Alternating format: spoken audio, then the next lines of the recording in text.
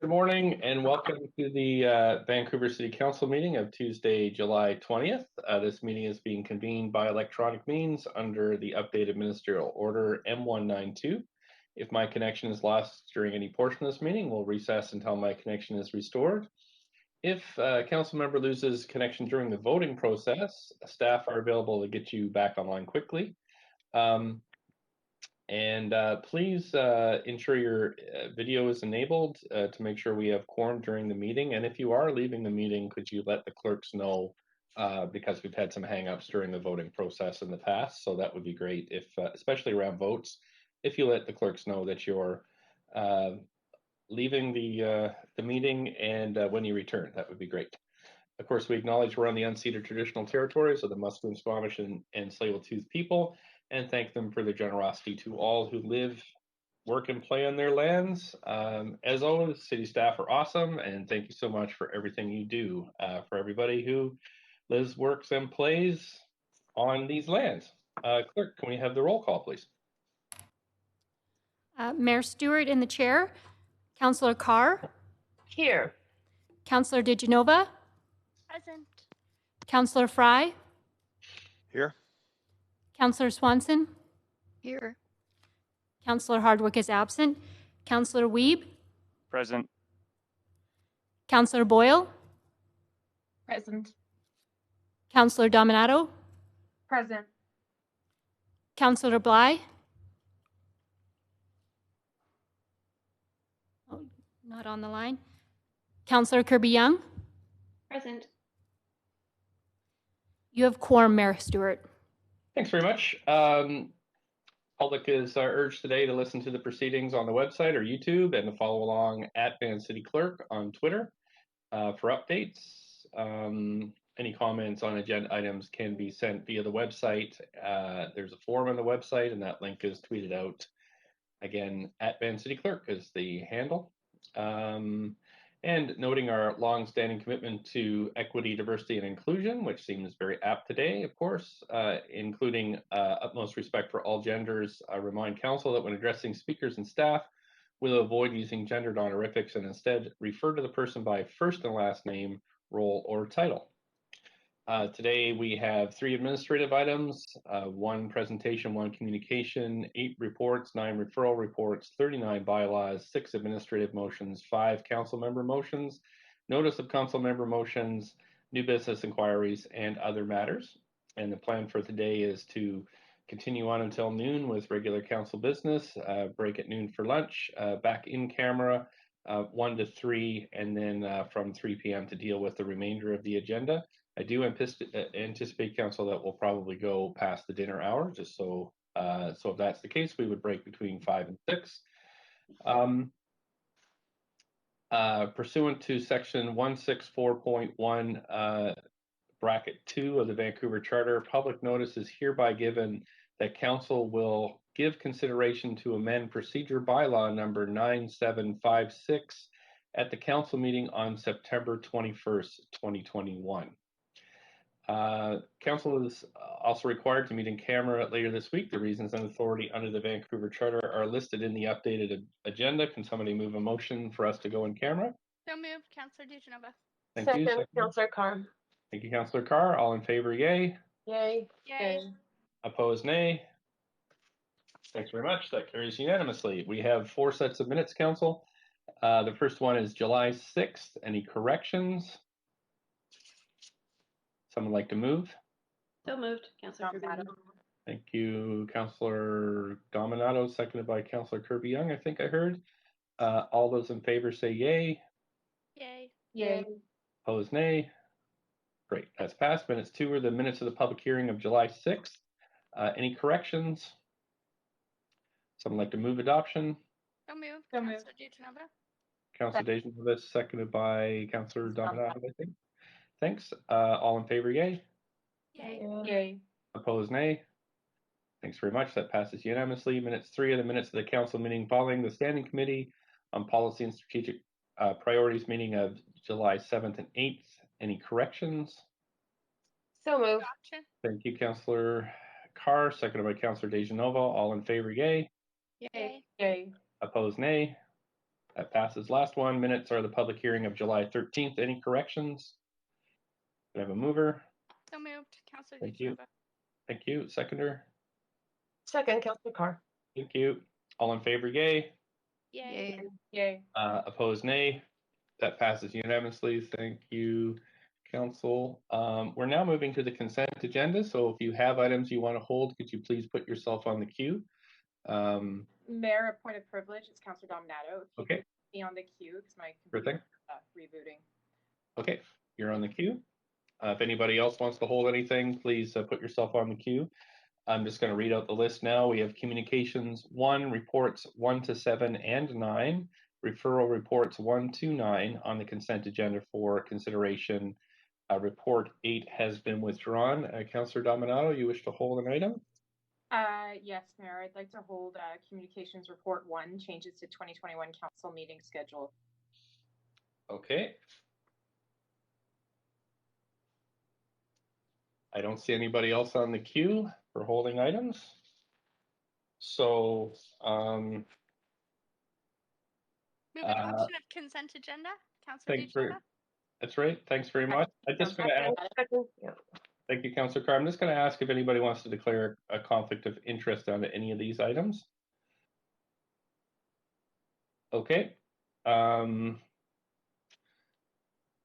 So all in favor of adopting these items on consent, say yay. Yay. Yay. Opposed, say nay.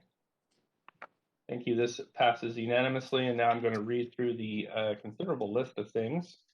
Just 1 second, Council. This will take me a second here. So we've held communication report 1, and we'll talk about that in a second. We have reports 1 to 7. So the report 1 is the 2021 social grants, childcare capital, and other grants.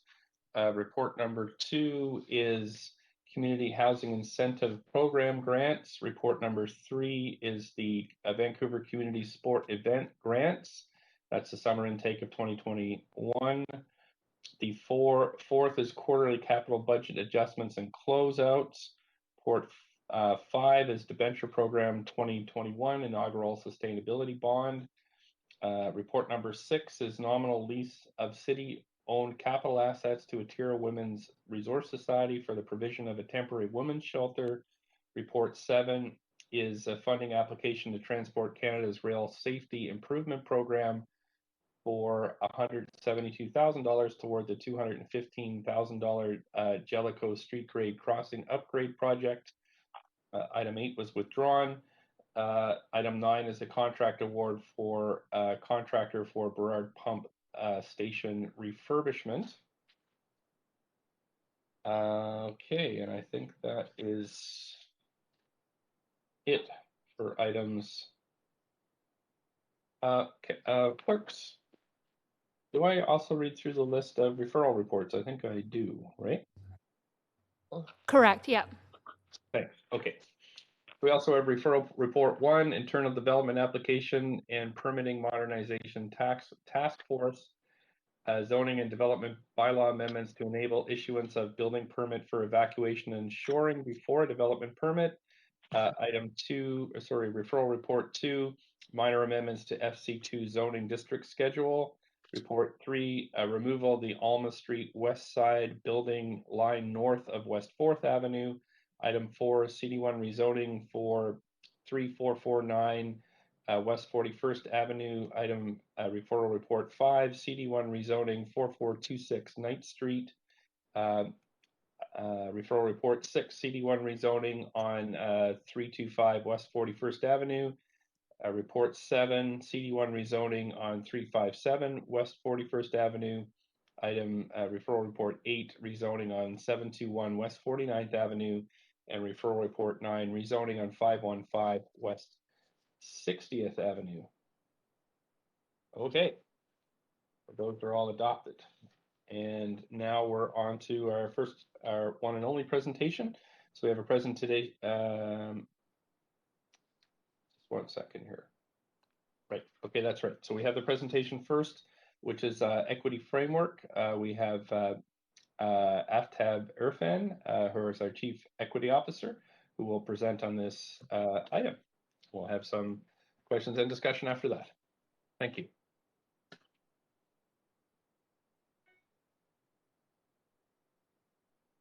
Good morning. This is Aftab here. So nice to be here this morning presenting this work on the equity framework. As most of you know, this work has been in the making for a long time. It definitely started long before I joined the city less than a year ago. And there have been many staff and community members walking alongside them who have contributed to the creation of this work long before equity got the recognition that it has now, and before we had the racial awakening that we've had in the past year. So I just want to recognize the work of all these colleagues, some of whom are not with the city anymore, some of them who might be watching this morning or following along. Thank you for the work that you've done as volunteers off the sides of your desk and as part of your job to get us to this point. I just also, before we start, wanted to say that the conversations about equity issues are conversations about identity and lived experience. And while we need a healthy discussion to get these concepts right, sometimes the conversations can be distressing, particularly for those with trauma connected with lived experience. So we do have a couple of mental health professionals standing by this morning to help if anybody following along find themselves in distress of some sort. I encourage you to please contact the staff at my office. So you can write to equityoffice@vancouver.ca, equityoffice@vancouver.ca, and they will connect you with a with a mental health professional to just help out. I want to add our team's acknowledgement of Musqueam, Squamish, and Tsleil-Waututh to what the mayor has already said. All four of us presenting today happen to be racialized newcomers, first or second generation immigrants. And so we are doing this work as a way of coming into right relations with Indigenous people here where we live. And I think the work has huge implications for that relationship. And so we really offer it in that spirit. This morning here, but besides myself, we have two of our social planners, Mombi Mena and Nadia Carvalho, as well as the Assistant Director of Social Policy, Wilma Clark. And so this is just an overview of our presentation. I'll just summarize the recommendations we are making to Council, and then my colleagues will present on the definition of equity that we are using, which is really central to this framework we are bringing forward. We'll talk about why equity matters for the City of Vancouver, and then we'll go through the elements of what is in the equity framework and finish with some next steps and implementation points.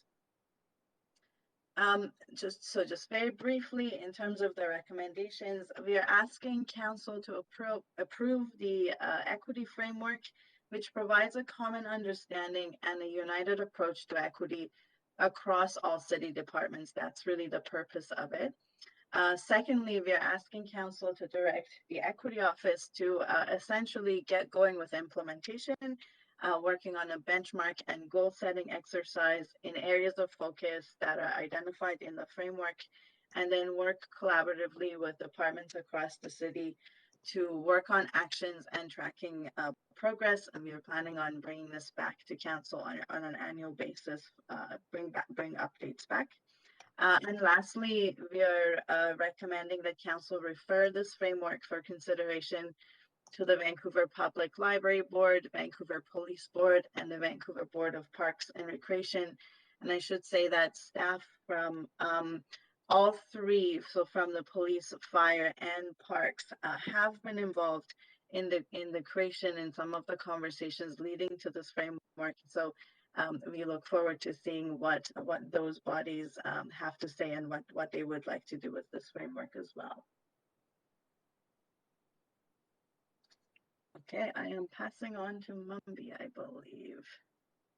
Yeah, thank you, Aftab. I also want to, echo my thanks to Council for this time, and also to the NEMRA staff who have been part of this process from the beginning.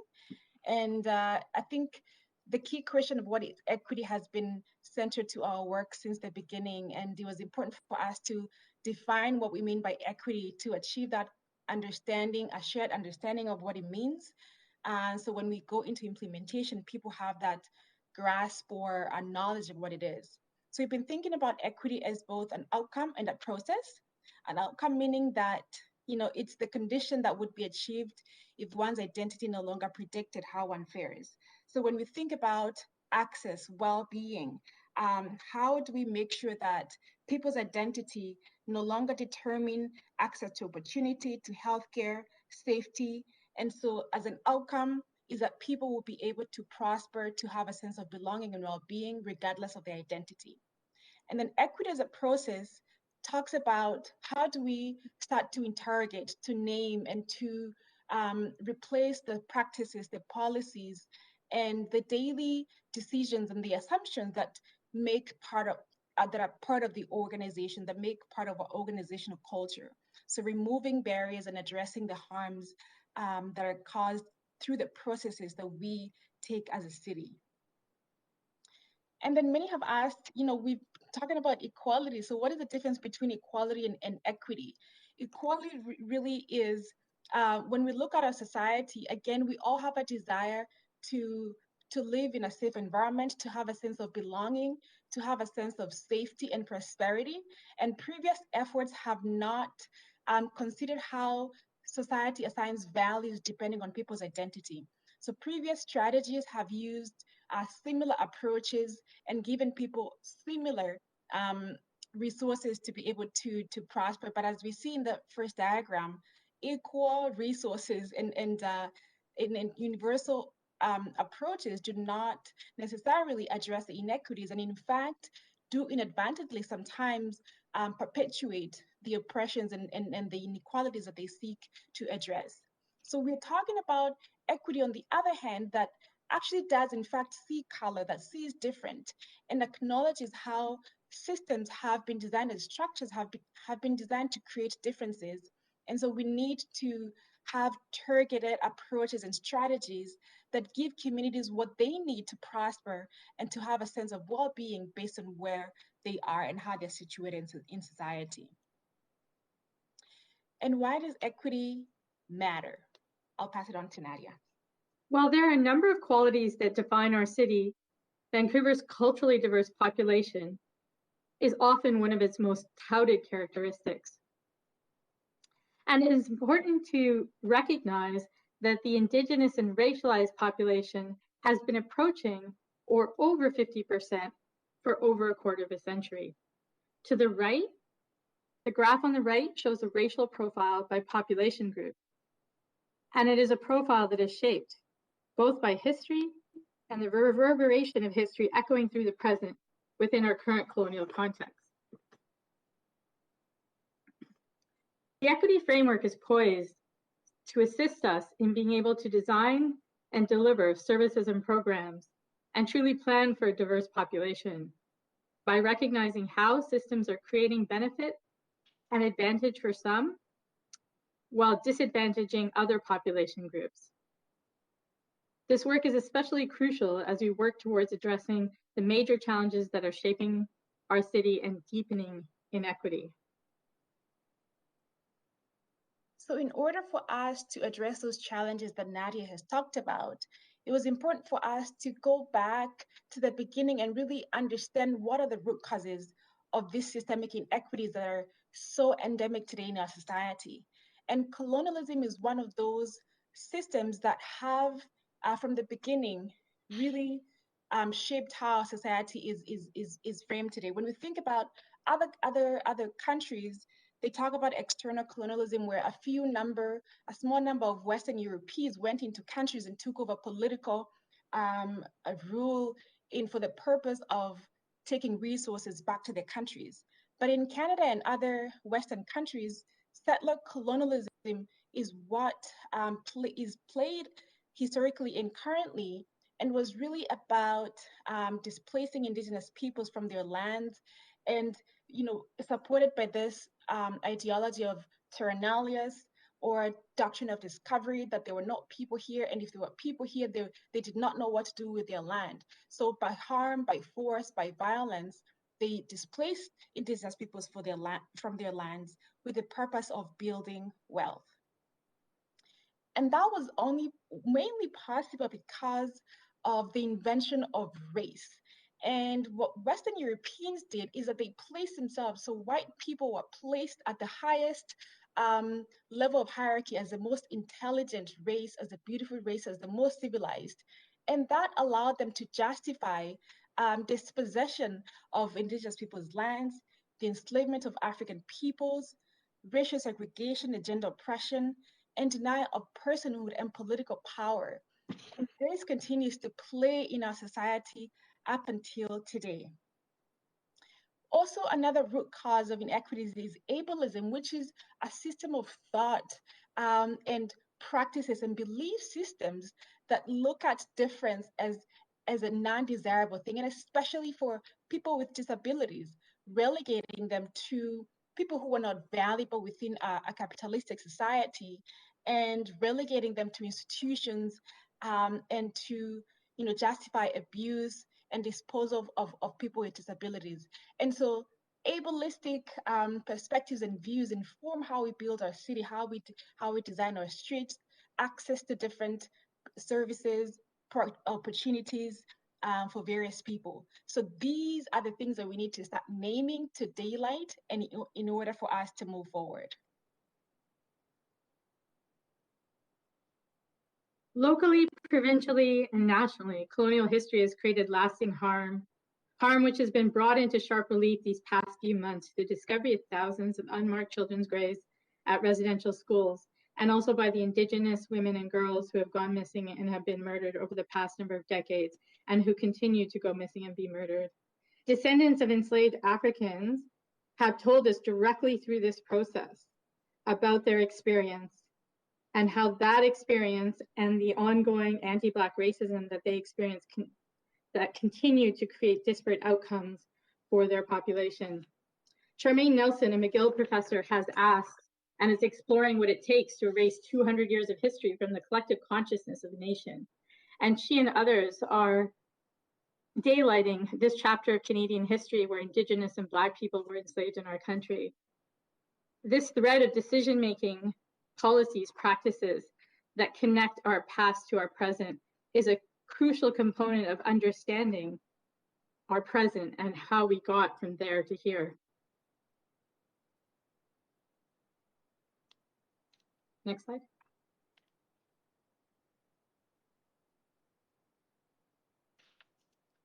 This work began based on a call, We begin this work by asking a few central questions. Who is benefiting from Vancouver's strength? Who is being left behind, and why? What is the role of the city? And we have many, which means we have many opportunities to influence, to leverage, to signal, and to have the courage to show at all levels of the organization bold leadership and a deep and sustained and unwavering commitment to action. And I want to mention here that this work began based on a call from the Poverty Reduction Advisory Committee to get our house in order so that our internal systems would be clear and unifying around the goal of equity, particularly as it relates to reducing poverty, so that we weren't working in silos on this issue or at cross purposes. So what is the equity framework and how will it guide our work? So one of the things, as at the beginning of this work, before I even joined, there was already a team of staff who were working together to think about how do we actually embody what we're talking about, equity as a process and an outcome. So our process of developing this framework had to be one that embodies the values that we're seeking to build and to cultivate as an organization. So we brought together external and internal groups and teams to work together in this work. And we began by having a conversation about what does it look like to walk together? What does it look like to listen differently, to learn differently, to contend over what equity means, to contend about and to really elevate the voices of staff who are marginalized and who have not experienced the city as a truly welcoming and a place where they belong. And really challenging each other. How do we sit with discomfort? How do we have honest conversations about what we need to move together in a shared vision? So we had these groups that are listed here, the city leadership team, internal advisory, staff affinity groups, and these were really important for us to start having those conversations about what supports do racialized staff need. How do we listen differently? How do we work collectively together in a way that values, embodies the values that we're talking about? So the framework is a bold statement that says we're doing equity work, and it's a relationship-centered document that articulates our overarching approach to equity, provides the conceptual grounding for what our approach is, and also articulates our core commitments, as you see later on, maps out the relationship between this work and other city strategies and frameworks, identifies bold and broad priority areas, some common definitions, and some resources for doing this work. And then it was also important for us to understand what is the relationship between the equity framework and the city reconciliation framework. And given where we are on unceded lands, we articulated and together with our partners came to a shared understanding that the framework needed to be complementary and supporting, but not a replacement to reconciliation work. That work needed to continue happening. So, of course, the equity framework is not the first or the only strategy that the city has to work around equity issues. We have also a number of what we are calling roughly identity-based strategies, some of which exist already and some of which are in development. So we've had a trans and gender diverse inclusion strategy, the women's equity strategy, and the accessibility strategy and anti-racism are coming. They're ones that are being worked on right now. We've been thinking about the metaphor of water to describe the relationship between the equity framework and these strategies, so that the equity framework, along with the reconciliation framework, that's kind of the source of water that these other strategies draw from. And then we also have this other set of strategies, which we might call functional strategies, the Healthy City Strategy, Climate Emergency Action, the Vancouver Plan. And then internally, we have departmental equity action plans that are coming on board, and some just annual departmental work plans without even going to the trouble of creating a strategy, but they're already embedded in the work of our department. So really, the equity framework and the identity-based strategies, they are not going to get implemented on their own. They're going to get implemented through these functional strategies and through some additional initiatives that complement them. So council is familiar most with the women's equity strategy, and as you know, the women's equity strategy has within it an integration of how all the different city departments that could be addressing women's issues come together. So there will be some actions for planning, there will be some actions for our service provision groups, for childcare, for example, for housing. And so as there will be some internal actions around recruitment. And so all of them together are driving us towards the goals of the equity framework. Passing it on to Wilma, I believe. Okay, so these are the imperatives for the equity framework. There are 3 of them. So there's the justice imperative, which is, it's the right thing to do. And many of us, particularly those of us who are coming from marginalized perspective, marginalized experience, come from this perspective of it's the right thing to do. And there's also the compliance perspective, which is the legal thing to do. And of course, we have within our province, our human rights codes, our work safe codes, and so on. And we also have national and international legislation that compels us to move forward an equity initiative. And thirdly, there's the effectiveness imperative, which is strategically, as an organization, it makes sense, and it has been demonstrated to be positive for an organization in terms of our outcomes, in terms of our relationship with community, to take on an equity lens in all of our work. So together, these 3 imperatives tell us what is the right thing to do in terms of the equity lens. And I just want to talk a moment about the 4 lenses that we have developed for the equity framework. within these 4 lenses, our goal is to move people who are in the margin to the center, to prioritize those who have been marginalized and excluded from opportunity, and to recognize that in order to move us forward in an equitable way as an organization and as a city, we actually need to move those who have been marginalized to the center. And in order to do that, we need a set of lenses that we will use across all of our processes, our services, and our policies. And the lenses that have been identified are Indigenous rights, in recognition of what had been said previously, our history of harms to Indigenous people, and recognizing their inherent rights as the first peoples of this land, and also recognizing that if we don't have equity for Indigenous people, we don't have equity for any of us. So the Indigenous right lens is a really important lens for our framework. Racial justice, and again, Nadia and Mumbi gave some really good background on the importance of racial justice, the fact that our colonial systems were based on racism and a false racial framework that's been set up. And in order to achieve equity, we need to create that redress and also work through a lens of racial justice for all. And the third lens is intersectionality. And that lens recognizes that we have multiple identities, whether it's race, gender, ability, sexual orientation, etc.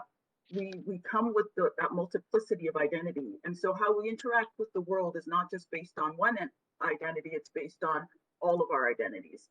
And how the world interacts with us is the same. And so in order to move things forward in terms of an equity framework, we need to be sensitive to our multiple identities and intersectional identities. And finally, a systems orientation. We have to recognize that not only are we trying to change things individually and for individual members of society, in order to move things forward for groups, our systems overall need to change. So again, we need to focus on looking at our structures. We may need to dismantle. This is not going to be an easy process. Dismantling and rebuilding is hard work, and it takes time, and it's painful. But we need to stick to it. And we need to be looking at all of our policies, our processes, and our services, and we need to have that lens of curiosity and the willingness to challenge what is, so that we can move on to what could be. Just very quickly, I will start by going a little bit deeper into the Indigenous rights piece.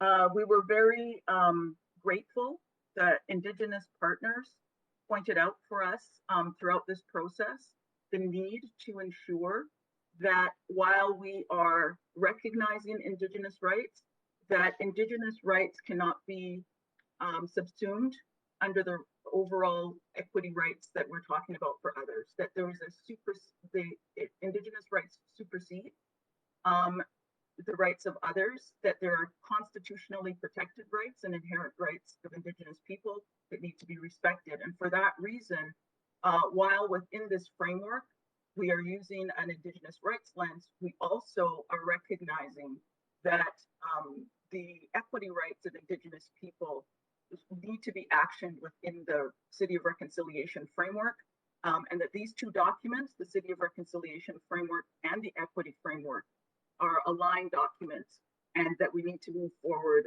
on actions in both of these documents together. So they both need to be prioritized.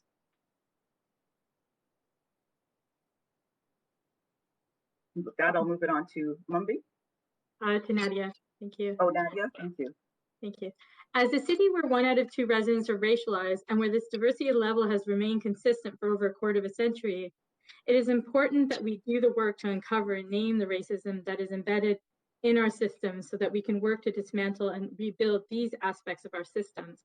I keep coming back to that amount of time and the level of diversity in our population, because often when we don't see diversity at our leadership tables, in workforces, at decision-making tables, it's not about a pipeline issue. And as you've seen through the presentation, there's some critical questions that we ask through equity is who is at the decision-making table, who is represented, who is benefiting in our processes and who are our processes designed to support, and do they account for the differences that we've mentioned. And I also wanted to mention that previously, so much of the struggle for Indigenous rights and racial equity is hidden. Sometimes it's hidden in plain sight, and other times it's been erased. And I wanted to mention that because in my lifetime, in my family's lifetime alone, there have been 3 of these national racial reckonings or awakenings. And many people don't know about them, but those calls have been pivot points in our history that have helped drive the call for organizations and institutions to address systemic racism. And also, in addition to what Wilma talked about in terms of intersectionality, people ask us, what about gender? And what about, class, immigration, ability? And we're saying that we're taking an end-to-end approach. So really upholding Indigenous rights, and also taking what the targeted approach is, the racial justice approach, while also working on gender and on accessibility, in recognition that people have intersecting identities, multiple identities, and also that multiple forms of systemic oppression, based on patriarchy, racism, ableism, classism, all come together and overlap to have unique outcomes for various people. And also in terms of a systemic approach, we need to talk about the values, the attitudes that are embedded in our systems and that form part of our organizational and organizational culture. So when we see people struggling, equity denied groups not achieving their full potential, we don't pathologize individuals and ask what is wrong with these people, but we instead examine our structure. So the groundwater problem, examining our structures, looking at our cultures and how these play into these systemic inequities. And so these 4 lenses are what will guide our activities, our implementation going forward. So in terms of our equity statements, as mentioned before, Mumbi talked about equity as both an outcome and a process. Equity names and addresses systemic inequalities in favor of those groups who have been disproportionately impacted, particularly Indigenous and racialized people, but other marginalized groups as well. Equity seeks ways to transform current structures, policies, and processes, as I mentioned before, in order to rebalance power and to make sure that people can come together in new ways and in equitable ways in the right relations with each other. And equity also amplifies and affirms the dignity and rights of all people. And this is again going back to recognizing our intersectionality and that it's informed by Indigenous knowledge and also the various world views that all of us bring into the work environment, and that all of these are authentic and valued. We also have a number of commitments that we're hoping today that Council will adopt. And we really need to be mindful that these are very strong commitments that we're asking Council and leadership and all city staffs to commit to. So number 1 is a commitment to our ongoing equity work and just recognizing that it takes time and that we are committed over time. And again, to mention that it's not going to be easy, but it's going to be well worth it for ourselves and for the communities that we serve. We need to create spaces for accountable learning for all of us. We're all on a learning journey and we're all at different places on our learning journey. And we need to have that space for each other and that kindness to each other as we learn together, and recognize that we will make mistakes along the way and that we are going to be taking some risks. But again, it's worth it in terms of the outcomes that we're seeking. Representation and leadership. And this means, again, looking at our hiring practices, looking at our decision making, being curious and asking those questions, and being open for all of us in leadership levels to our staff and community at all levels, asking, why do we do these things the way we do? Can't we do them differently? Here's how it would support community better. And being really open to that. Fostering relationships across the organization and in community as we walk this journey together, how important that is to be walking it and co-creating within our staffing and within our community, and to be listening to those voices and to be on this journey together. Adequately resourcing equity work and the changes that we're talking about, and the commitments that we're talking about needs to be adequately resourced if we want to see the outcomes. It can't be an off the side of the desk sort of exercise. It has to be prioritized in terms of where we're putting our resources. And finally, shared accountability. And this is recognizing our accountability across at every level of leadership, at every level of staffing, and in our work with community. We are all accountable, and that accountability will be built in to our performance measures, to our feedback from community, to how we do the work overall. We're accountable throughout the organization. And then, of course, the question is, what do all these principles, commitments, and lenses, what do they mean when they hit the ground? What do they look like in action? And in the framework document that accompanies this presentation, we try to give as many concrete examples as possible of how might we translate some of these concepts into actions.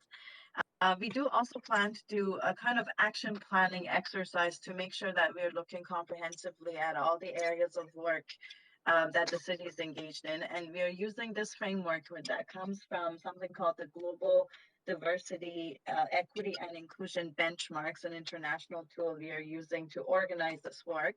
And we are identifying 4 key priority areas. The first of which is a foundational area. So that looks at, do we have a strong vision, leadership? Do we have a governance structure? Do we have structures that make sense for leading this work internally? And of course, the equity framework itself is a very important foundational piece that helps us kind of level up in that area of work. The second group are internal functions, which are essentially our human resources functions. There would be things like recruitment, advancement, retention, benefits, flexibility, all of those functions. And there's definitely a lot of work we need to be doing internally, and work that's already ongoing that needs to become more visible and connected to across the organization. We have a priority area that are called the bridging functions, and they include all the other pieces that the city does that kind of hold everything together. So they include learning, communications, finance, legal, facilities development, all of the kind of behind the scene functions. And there's a lot of structures in there that could be tweaked and need to be tweaked to walk in the direction of equity. And then finally, we have our external priority areas, which are community-facing functions. That's actually the majority of what the municipality does for the community and what would be visible to the community. It would be planning, parks, delivery of services, fire, all of those functions. So again, the question is, what do we need to do in those areas, and how do we change our systems in this direction? So if you can just go to the next slide. Just a little bit more introduction to this Global Diversity, Equity, and Inclusion Benchmark tool. So under the 4 groups, they go into another level of detail and identify 15 categories of concrete actions. And so we've been working to modify these and try to think about how do we need to reframe them or move them around to apply to our local government context. But we are planning on essentially starting to do benchmarking, goal setting, and action planning in each of these 15 areas. So just on the next slide, we have a view of what this GDEIB tool offers, which is a description within each of those 15 categories of what it means to be a level 1 inactive, what it looks like to be reactive, level 2, what it is like to be proactive, what it is like to be a progressive or a best practice organization. And as much as we want to be a best practice organization in these areas of equity, I think when we look at it, it's in some of these areas we are actually not very advanced at all. And so what we're moving into is benchmarking in each of those categories, figuring out what is the level we're at now, and then what's the level we can be aspiring to in the next 3 to 5 years. That might be a best practice, or it might just be that we're trying to get from a level 2 to a level 3 because we actually need those in between steps on your path to becoming a best practice organization. So this is a very kind of methodical and comprehensive way of going about scaffolding our actions towards change. So if this framework is adopted, our immediate next steps are to communicate the messages to our employees for sure, and throughout the community, and then to move into a benchmarking exercise. We now also are beginning to get the results of our first employee benchmark survey, which gives us a sense of who actually works at the city and what their experiences are. We're going to pull that into our benchmarking exercise. And then we're going to set some goals and then work with departments to begin to figure out what are they already doing towards these goals and what actions are missing or need to be better aligned. We are planning on building an equity dashboard that makes the departmental goals and actions visible and allows us to do some tracking and to hold ourselves and each other accountable to move in this direction. And then finally, we are looking at how do we assess the equity goals, what indicators can we use across all these areas of actions, and what does our reporting look like? We are imagining that this equity framework needs to be refreshed probably at least every 3 years in recognition of how quickly this field of action is actually moving. So it's not a static document, but it is one that we think would be really good for informing our actions now and in the next 3 years or so. There are some financial implications, as R.D. Wilma mentioned. This work can't be done off the sides of desks. Currently, we are looking at internal resources, prioritizing how could we work better with the resources that we have. And then in the budget ask for 2022, we would put forward what else we think is needed to do this work in a good way. And I just want to also say, again, it's been said several times in this presentation, but the equity work cannot move forward without the work on Indigenous rights. And so the reconciliation framework actually probably needs to be funded alongside or even before the equity framework. We are not going to be able to advance without that work happening in parallel and hand in hand. So we're hoping that council will also consider that as you're making your resource allocation decisions. I think that is our last slide. I'm happy to hand it back over, and then we'll respond to questions, and we might bring in a few more colleagues to help with that piece. Aftab, if I might, and Mayor Stewart, if you will indulge me, just a couple of additional comments maybe to round out. And first, I want to just echo the thanks that Aftab started with, for certainly including Aftab in that, but also Mumby and Nadia and Wilma and the entire team of staff at the city, as well as external partners that have been part of putting this framework together. It's difficult work that they've done over an extremely difficult period of time.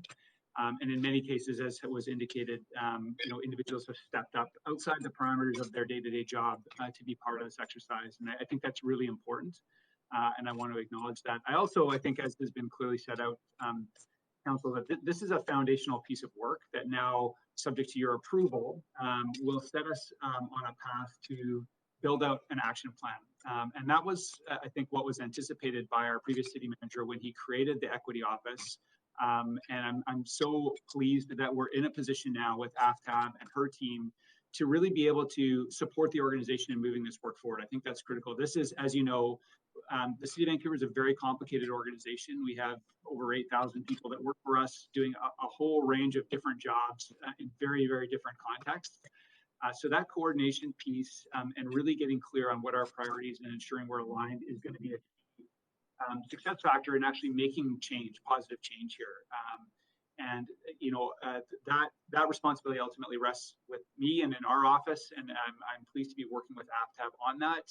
And that's really our next step now, is coming out of today and any further direction you get from us is transitioning now to development of an action plan that we'll be able to continue to keep you and the community apprised of.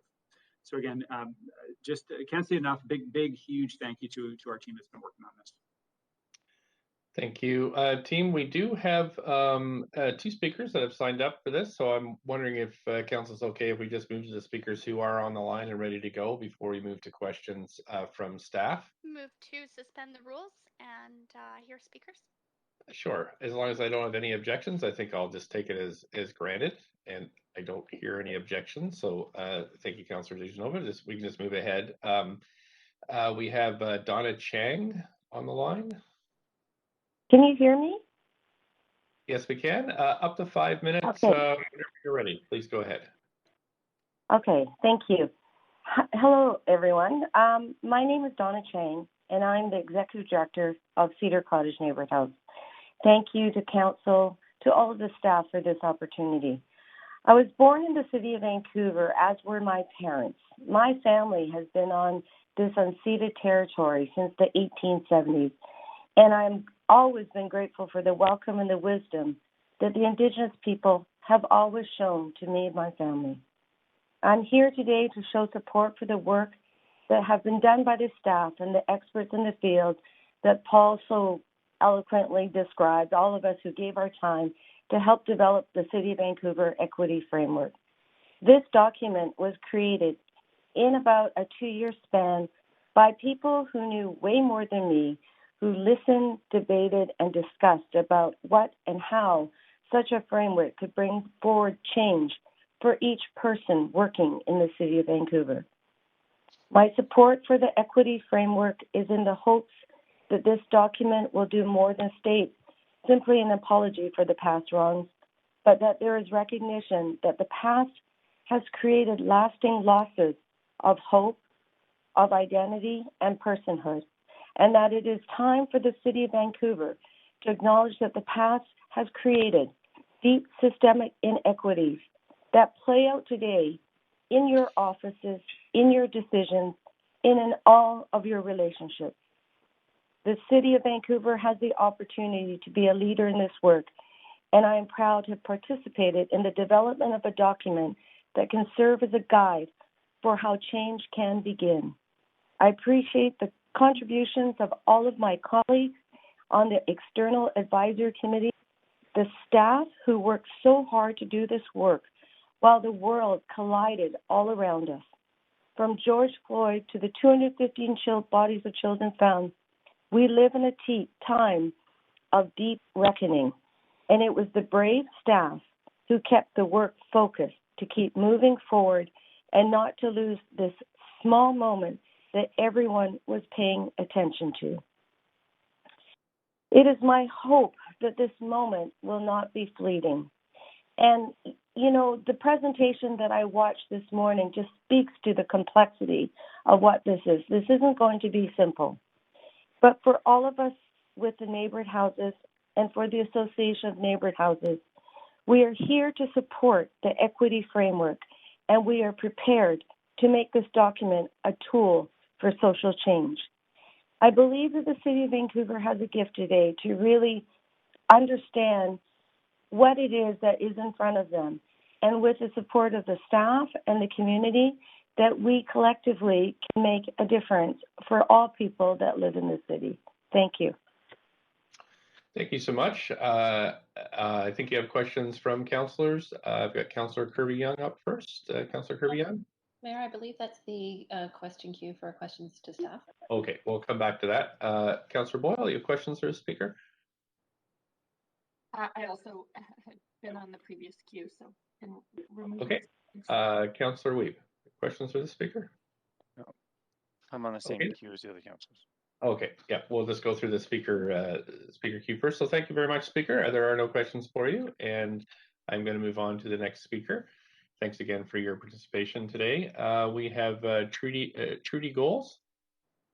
Good morning. Good morning, Mayor and Council. Hi. Good morning, Mayor and Council. So my name is Trudy Goals. I am a director on the Board of Women Transforming Cities, and I'm here this morning to encourage Council to support all the recommendations in the equity framework. As you know from all of your years of working with Women Transforming Cities, we look at everything at the city with an intersectional feminist lens. It's appreciated that this framework has accurately given credit to Dr. Kimberly Crenshaw for her trailblazing work in this area. And while our role is always to look at gender and gender expression and how it intersects with all identities, we just like to remind staff not to forget this as they're going through their work and to apply this framework alongside the gender equity strategy already at the city. This framework, when applied with genuine effort, it has the ability to shift the way the City of Vancouver does all of its work. And as such, it's going to create a deep ripple effect into the community. It will require the will of council and the effort of staff to make it meaningful. And while the entire framework is outstanding, I would like to highlight some of the strong practices that we saw in this framework that really make it shine. One of them, and I heard this in the presentation this morning, is embedding it into the budget and financing, because it is really important to provide adequate resources to make sure that this work actually can get done. It really isn't something that anybody can do off the side of their desk. It's not an afterthought. By including things like the quote from the Vancouver Park Board, from their reconciliation vision, it read, "We consent to learn in public. We will make mistakes. We will sit with those mistakes, be transparent about them, and use them both to learn and to teach."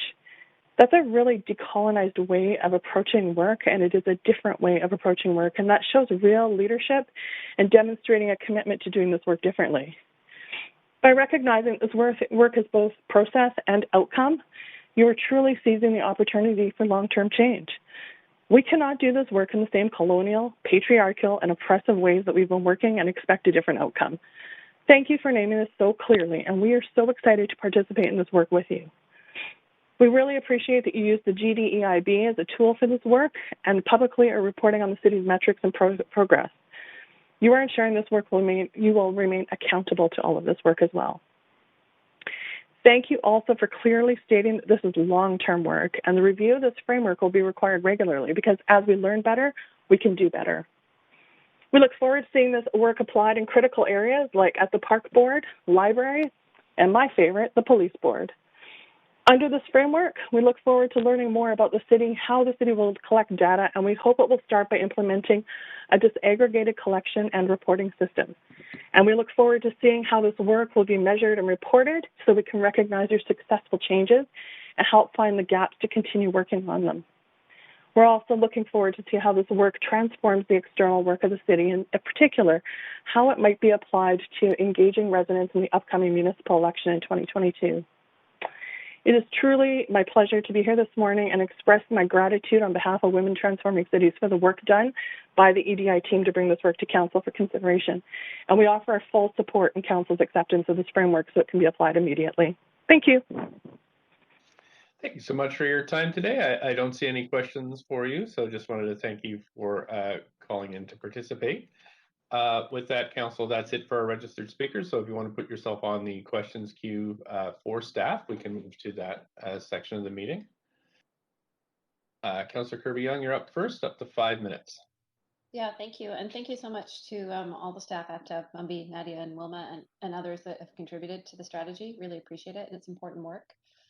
Council did have an early opportunity to sort of see the evolution of the work. And at that time, I had asked the question around where are we now and what does success look like and how will we know when we've progressed and sort of moved forward. And so in that spirit, I'm really pleased to see the notation for establishing benchmarking and measurements in the report.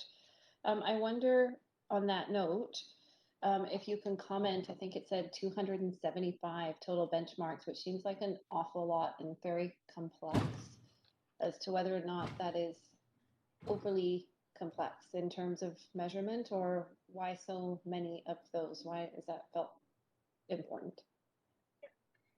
Great, I can take that question. This is Aftab. So the 275 or 57? So that number comes from looking at 15 categories and 5 benchmarks, if you will, or 5 levels in each category. So it's 15 times 5. What we're actually looking at is benchmarking in those 15 categories. So I think the number is probably a little bit misleading, but what we are trying to say is within each of them, say, where do we stand, and have a conversation among staff to determine what that level is. I don't imagine that we'll have that many indicators of success. I think we need to grapple with, what is a manageable number of actual indicators, numeric indicators specifically.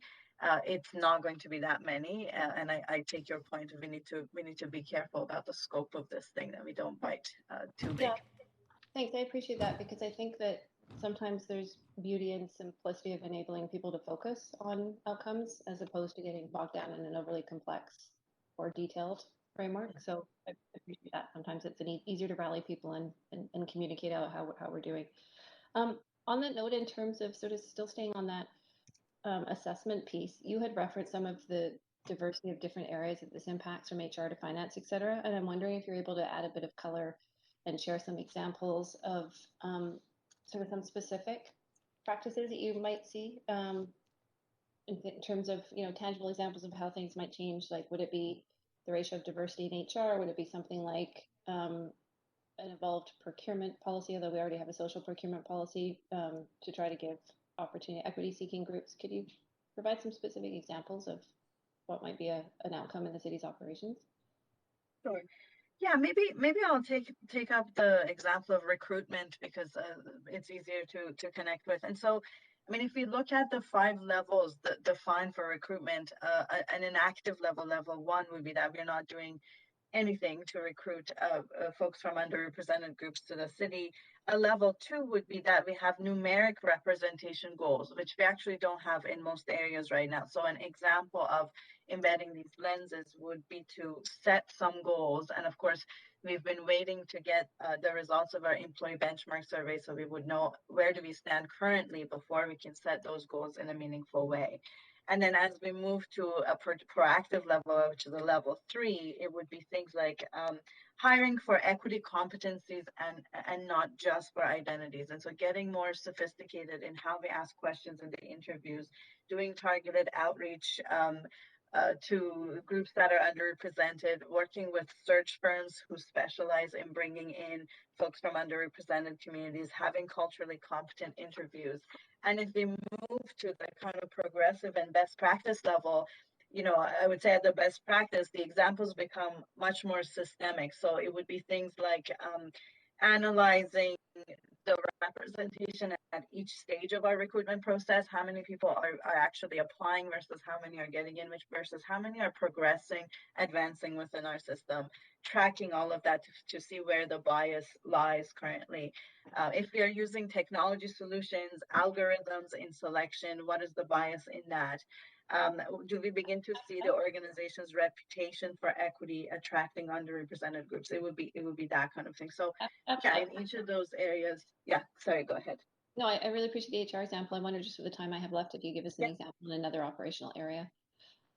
Yeah, I mean, recruitment would be an internal. So I think procurement, which is the other one you referenced, is a really good example as well. And so in that area, we have some existing practices that are focusing on, for example, just looking for who is coming in as potential contractors, asking some identity questions. But we have a long way to go in facilitating the process of especially smaller consulting groups, contractors who tend to be the racialized folks, the underrepresented groups, definitely Indigenous consultants.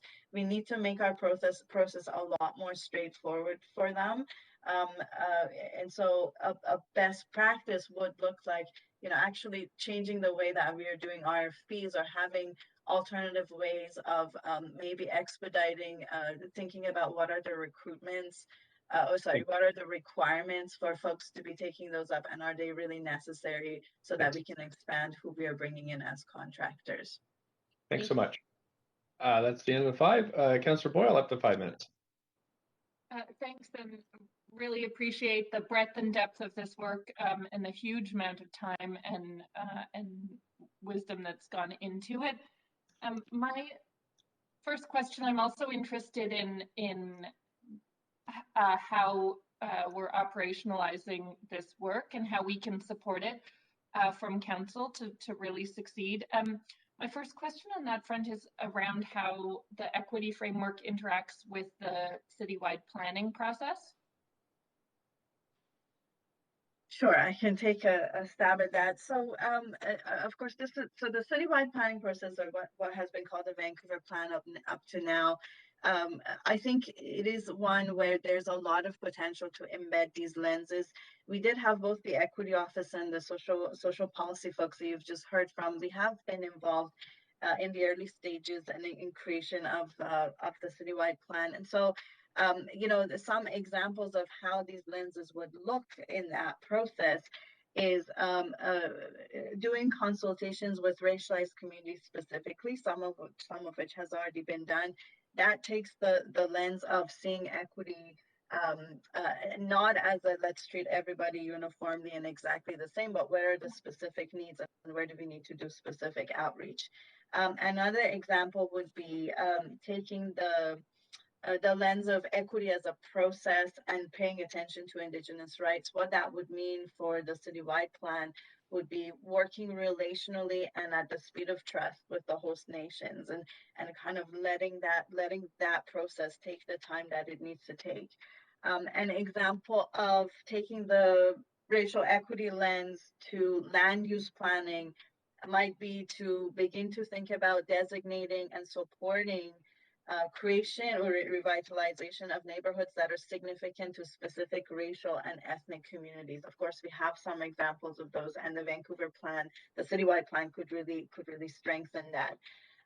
Or an example of the system orientation lens to zoning might be to look at the east side and the west side, and I mean, what we see right now is that if you live on the east side, you have less access to parks, recreation, you have more overcrowded schools, and that's where our racialized population is concentrated and lower income population is concentrated. So anything that the citywide plan can do to disrupt those dynamics, maybe it's something like equity initiative zones, similar to what the park board has been doing, or allocating new development of more affordable housing, rental housing, higher density housing on the west side. We don't know exactly what the solutions need to be, but the choices need to get fleshed out and talked about as part of the city planning process. Okay, thanks. All of those examples are super helpful, and I really appreciate that. I'm wondering, as these processes, the equity framework and the Vancouver plan have been proceeding kind of concurrently, and we have, council has an update on the citywide plan tomorrow, so I can ask some of these questions there too, but is there more work to do in connecting them, and is that work happening already, or is there a role council can play in making sure that as a big project we're undertaking, the citywide plan can be an early place that we're really practicing and implementing this equity framework? Mm-hmm. I think it would be great to ask that question tomorrow of the team that's presenting the citywide plan. We are working behind the scenes to think about the alignment. I definitely think the three goals that the citywide plan has put forward, the language is definitely there, and there's a lot of grounding for these lenses to come into play. And it would be great if council can keep an eye on it, and maybe we can continue to be in this kind of conversation about, are we using those lenses to their full potential? Because you're right, it's a very tangible way of bringing these principles into life. Okay, great. My last question is, I wonder, this is such deep learning work, and I know not all councillors were able to be here this morning for the presentation. Is there going to be some opportunity maybe in the fall for council to do some training and education on equity issues, on intersectional efforts, so that we can do some of that personal work ourselves and as a team? Yeah, I would say, we are going now into the stage of needing to really translate the equity framework into ways that it can be learned and kind of embodied by different folks in the organization. And so I would imagine that, yes, that would include council as we make some of those materials, that we can bring them back here as well. Great, I'm over time, but thank you so much for all of this work. Councillor Weave of the 5. Yeah, thanks so much for this work. This was an impressive presentation today. My first question is, how do we make sure that this does the system change we're hoping to? And how do we make sure that, unlike other strategies, Accessible City, Healthy City, Colonial Audit, that haven't been properly resourced and have taken longer than expected, how can we make sure that this work is properly resourced and meets the timelines and kind of breadth that was presented this morning? I can take a stab at it, and I don't know, Paul or Sandra, if you want to add. I mean, I think the question of resourcing is one that probably sits with council as much as it sits with us. I think that what we are looking at here is a comprehensive and a very kind of transparent way of going about this work. So to be able to have a dashboard that allows us to track what are we actually doing? I mean, currently what I see is that the city is doing a lot of work on equity, but they're a little bit disjointed, and we don't actually all see the alignment, or if one falls off the radar, it would be hard to catch. So just, I think actually bringing a little bit more order and transparency to it would be really helpful for that. I wonder, Paul, if there's additional pieces from your end. Yeah, thanks, Asta. I appreciate the question, Councillor. Yeah, I would agree. There is work going on. We need to coordinate it. There is a limit to how much change the organization can undertake at any one time. So I think, this notion of getting really clear on what our priorities are and executing on those. There are resources that are being spent in the organization now on this. We need to assess those and maybe reallocate them or redirect them, and then come back to you if there's gaps. But I think the first point and the key point is the one that Aftab's raised there is coordination is a key part of that. Okay, and my next question is, what do we think is the biggest issue in implementing this framework or this lens?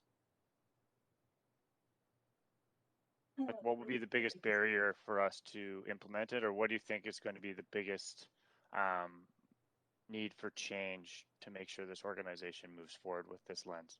Yeah, I mean, there's probably many different ways to answer the question, but if I think about the systemic change particularly, I would say, some of what it is asking us to do is to re-examine some very fundamental things that each of us learned as children, as people going to university, within our discipline. So it is really asking us to question some of what we take for granted. And so it can be disoriented for folks who are involved in this work, and especially if you're not centrally involved and you're somewhat newer to the work. I think there's quite a bit of fear. There's some hesitancy to talk specifically about race, for example. There's a lot of anxiety that come up.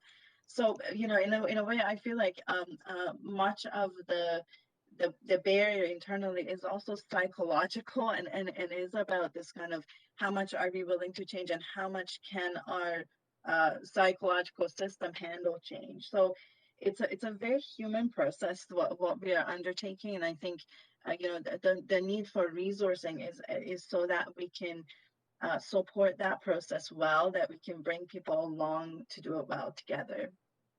Okay, my last question is, the city's been kind of embarking on a equity and well-being budget and really changing the framing of our budget process. How do you see this frame being portrayed onto our budget process in the future? Yeah, that's a good question, and I don't know that we have yet a fulsome answer to that. I am in conversation with folks at finance to really begin to hash that out of how do we translate these lenses. I mean, some other municipalities have started doing a kind of equity assessment statement that comes with each initiative or budget ask as a way of allowing council to essentially do this kind of comparison or juxtaposition between a proposal and and the equity commitment. So that's a model that we could go with, but that's I feel like I would be just a little bit premature trying to answer that in more detail. But we'll let you know, of course, as soon as we figure it out. Of course, and I really appreciate this journey. Thanks, Aftab. Councillor Swanson. Yeah, thanks so much for a great presentation. When you talk about benchmarking, does that involve getting disaggregated data? It does, and you know, internally we have again just began to do that this year with the first employee benchmark survey. But yes, it's you're asking about all the dimensions of identity. Okay, thanks. And I'm wondering if you could explain your thinking around having the 4 lenses of indigeneity, racial justice, intersectionality, and system orientation. And then I guess things like disability, gender, and class are part of intersectionality rather than one of the lenses. So what kind of thinking goes into that kind of framing? I'm wondering if Sandra or Maria Claire, if you want to take this piece. Absolutely. Sandra Singh, General Manager, Arts, Culture, and Community Services. Yes, Councillor, there, as Aftab and Mumby presented, there are so many different dimensions to identity to consider. One of the reasons that we decided to pull out and really forward the racial justice lens is because it is an area of city work where we have not spent a lot of time in recent decades. While there's lots of work for us to still do in accessibility, there's still lots of work for us to do in gender. For example, we do have efforts and work in both of those realms over the years. Racial justice was not one that we had advanced significantly, and so we decided to pull that out, and so that we could forward that for the time being as we try to address those gaps. Okay, thanks. And for last question to Aftab, when we get to action in your dreams, what would the action, where would we be at in, say, 10 years? If we actually implemented this and got it going as good as you'd like to see it? That's a lovely question. I mean, I think, you know, there's so many ways to think about it, but I think, you know, for one thing, we would be in a place in 10 years or hopefully less when the demographics of our staff body and our council is more representative of our community. I think that would be a real indication that we have moved the dial. I think we would have much stronger relationship with the local nations, with the indigenous, with the urban indigenous community, and those would be relationships of trust that they would want to work with us, that we would want to work with them, that you know, ultimately I think we would move into much more of a co-leadership model in this part of the world that we call City of Vancouver, working with the host nations. I imagine that in terms of inclusivity, if you will, or the well-being of anybody who's engaged with the city, that we would have people who kind of want to come to work, want to be part of the consultation processes, want to access city services without having to fear needing to out themselves or being made uncomfortable in the process of interacting with the city. Those would be the kinds of things that I would be dreaming. And I'm so in the kind of you know, functional transactional pieces right now that it is almost hard to dream big enough for this. But I think we could see some real changes in how it feels to be part of the City of Vancouver and to be a resident here. Okay, thank you so much. Thank you. Councillor Fry, up to 5. Yeah, thanks. And first off, Aftab, thanks to you and the team, and also thanks to the people who contributed to this, the folks that you would have talked to and interviewed. And I know these are difficult conversations, sometimes painful conversations for folks to have, and I just want to sort of name that I know it's not easy work to get to this place. So thank you to everyone who contributed.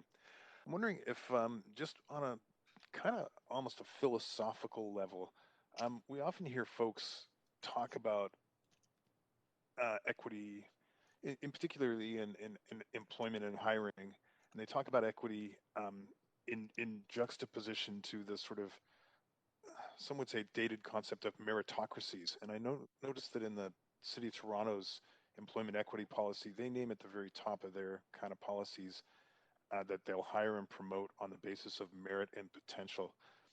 And I'm just wondering if you could kind of elaborate on how this works within that context and those sort of, I guess, public fears that are sometimes expressed around this kind of space. Yeah, that's a very interesting question. I mean, my sense of it is that actually what has happened is that we have defined merit to be too narrow in what we've done up until now. So in a way, there's nothing wrong with hiring for merit, but if we are defining merit to mean that you show up in a certain way, that you act in a certain way, and that really narrows it down to only certain people who can function in that way, or for whom it is natural to function in that way, I think we are then excluding by the definition of merit that we bring. So, if we take something like university degrees as an indication of merit, yes, for some roles, those will be very important. I think we have a whole lot of other roles where, it's kind of, we have it there because it's been negotiated with the union and because it kind of is a signal of something that societally we call merit, but it's not actually that relevant to the role that needs to be done. And maybe lived experience is a much more relevant component of merit for the role that needs to be done. So, I think that kind of philosophical debate will continue, but in terms of how pragmatically we work with it, what I imagine is that we can broaden, and this is already happening in some of our conversations on recruiting and advancement. How do we define excellence or merit in a way that is more inclusive itself? Does that make sense? Oh yeah, that is a great answer too. I appreciate that. Thank you. I guess my other sort of question, and this is a, this is a largely internal organizational facing kind of document, and I think that as an organization we do have the potential for a lot of this change. And obviously there's opportunities through procurement and contracting and stuff, but how can the city of Vancouver help to lead this change and this work outside the organization throughout the city of Vancouver with small businesses and partnerships, and has there been those kind of conversations? Are there limitations through our own sort of political abilities in the Vancouver Charter and those kind of things to expanding this vision so that we are that city of reconciliation, that we are that sanctuary city, and those kind of aspirational goals that we've articulated, but how do we leverage this kind of work into that? And maybe I'll take a stab, and Paul, you might have something to add. My sense is that yes, there's some limitations for what we can do, and I think the role of the city as a convener, as an influencer, as a partner in so many of the different initiatives is where we have some leverage. So, we already actually have requests from other kind of peer organizations in the region and actually in the country to present this work to them because everybody is actually grappling with these kinds of questions.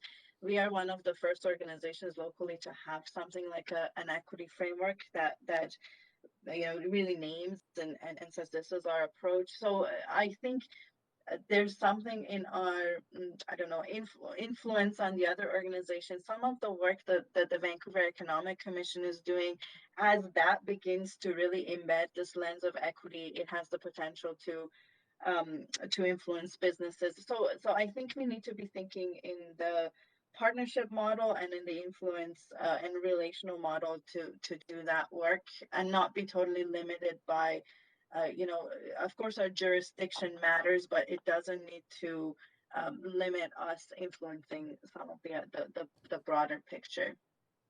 Thank you. Next we have Councillor Bly. You're back. Councillor Bly, yeah, up to 5 minutes.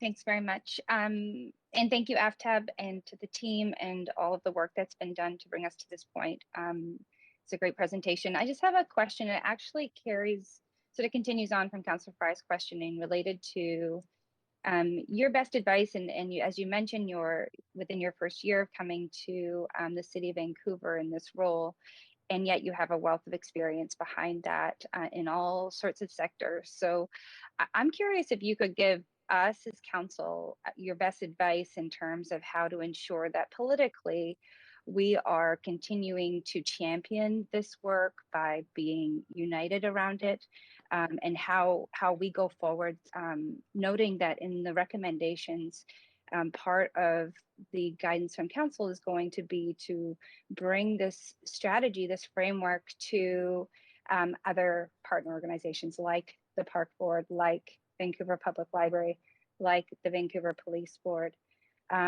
So I wonder if you could comment on that to start.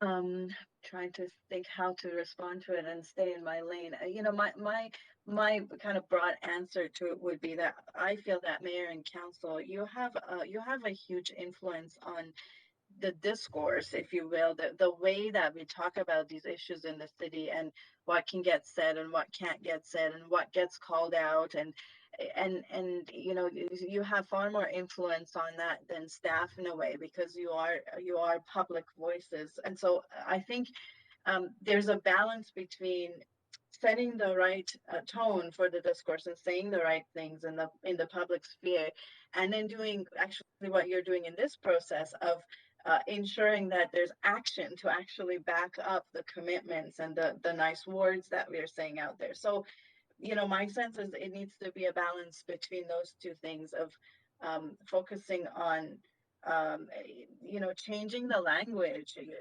When council uses words like you know, white supremacy, when you call it colonialism, when you call it genocide of Indigenous people, that's actually very helpful for us, because it broadens the field of how we can talk about and how bold we can be. And then both by resourcing it and by holding staff accountable to make sure that actions actually happen to move us in that direction. That would be my broad answer to the question. Okay, no, that's really helpful. And just one quick follow-up question. The Equity, Diversity, and Inclusion page actually on the website speaks to sort of the values statement that exists. We're committed to advancing reconciliation, equity, and anti-racism for all people in Vancouver. We're taking a number of actions to fulfill these commitments. Do you see part of that existing value statement inform the work that we see before us today? I think that value statement has brought us to where we are today. I would imagine that if the equity framework is adopted today, that we would go on to update that statement and the way that we talk about this. I think we are a little bit more nuanced now in how we can talk about it, and can, you know, be out of the generalities and get a little bit more specific. So that would be the next step. Okay, well, with that, I do appreciate you answering my questions. I see there's other councillors on the queue. Thank you.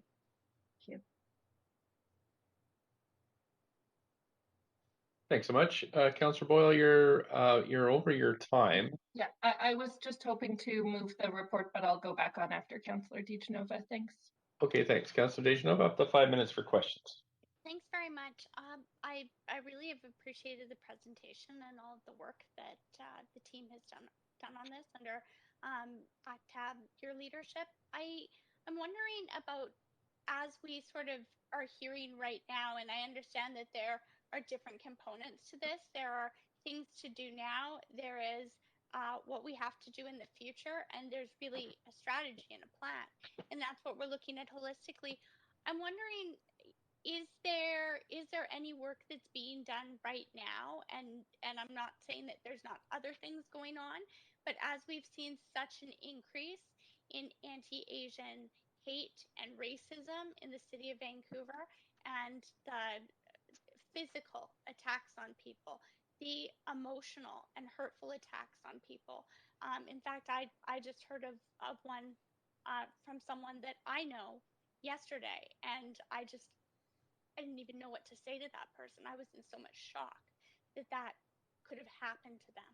So I'm just wondering, what are we doing at the City of Vancouver to address that?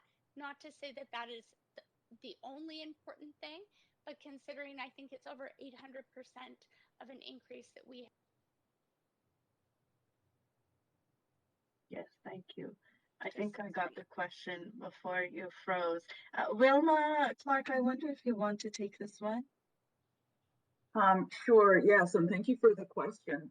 We do have actions happening around anti-racist actions and anti-hate actions. We've hired a senior planner focused on anti-racism work, and one of the things that they did very recently was brought together a group, a focus group, which was comprised of some of the community organizations that are attempting to respond to the pieces that you're speaking to, Councillor DiGenova, as well as some of our advisory committee members, to actually map out what's available right now, what's everybody hearing, what are we doing to respond. We also have had some conversations with the VPD. We're looking at our reporting that's happening, that comes into the city, that comes into them. But we've also been talking to the province and looking at what they're doing and seeing how we can work together with what Resiliency BC is doing. They're looking right now at setting up a 211 sort of website piece. And we are working closely with them on that. We've also put together what we're calling a public partners and community anti-racism action working group. Right now, we have a number of public partners that are working together, and we're looking to bring in community members, again, to look at exactly what you're talking about. We also recognize that we did do some work recently where we put out some information on, how to... It's a privilege, Mayor. It's very difficult to hear staff. Yeah. Just got to Sorry, mention. is this any better? Yeah, you're fading in and out a bit. Oh, okay. Sorry about that. So finally, I just wanted to mention that we did recently put out a piece on bystander awareness and training, and we have that information on our website. And we are trying to update information to community on our website regularly. We are trying as well to do a much better job of integrating information that comes in through 311, where we learn of racist incidents happening and can forward them to appropriate resources. Thanks so much. I just have one other follow-up question to that is, are you actually working also, I understand the different groups that you've talked about, and it's really helpful information. I didn't realize that some of this was going on. Are you working in specific cultural groups in communities throughout our city to speak to leaders that could get this message out to people who traditionally might feel ashamed or might not report these things that are happening to them? Yes. I just want to make sure. Yeah, we definitely are. We are very connected through a number of distribution lists that we have, through our grants program, through our work that we were doing with immigrant communities. We have a distribution list for that work as well, so we use those regularly. We have hired 2 planners recently. One's very specifically focused on cultural redress and anti-racism with the Black community, and another specifically focused on anti-racism and cultural redress with the South Asian community. We have a Chinatown transformation team that's also deeply engaged in some of this work. So yes, we are. Thank you. That's my time. Okay, thanks very much. Councillor Boyle, you can move it now, I think. Yes, thanks. I'd be happy to move the recommendations. Okay, thank you. I'll put us on a main queue if folks want to speak to this item. Councillor Boyle, up to 5 minutes whenever you're ready. Thanks. I'll be brief, but just to echo a huge thank you for all of the work that's gone into this on the staff end across so many staff teams, as well as the significant community engagement and community input that went into it. I think this is really an incredibly important and transformative process, and I hope that we as council in leadership positions really understand and remain committed to it in all of the ways that are needed to ensure that it's adequately resourced and adequately supported, that we are supporting it being a kind of bedrock for all of our large and small initiatives like the Vancouver Plan, and that we can continue to be trained and do the learning around this work so that we can be strong advocates of moving it forward. And again, we'll just say a deep gratitude to the staff who are doing this work. It's difficult and sticky and so important, and we are lucky to have that leadership in helping us figure this learning out and shift a big institution with a lot of historic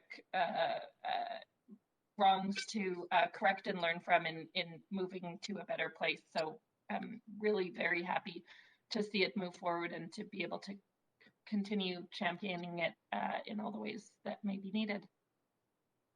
Thank you. Councillor Swanson, up to 5. Yeah, also my thanks to the staff for this. I'm really hoping that our city communication people will be able to try and get it out more broadly, so it's not just us council folks that are reading it. I thought it was a really good report.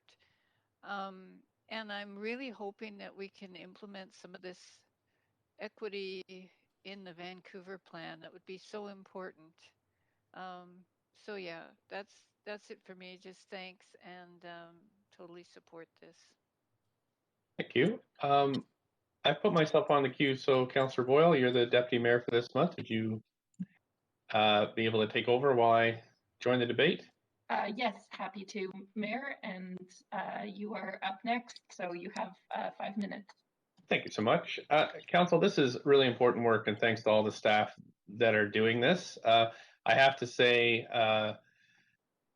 you know, I've just learned so much in the last year about the work that needs to be done and the work that's being done.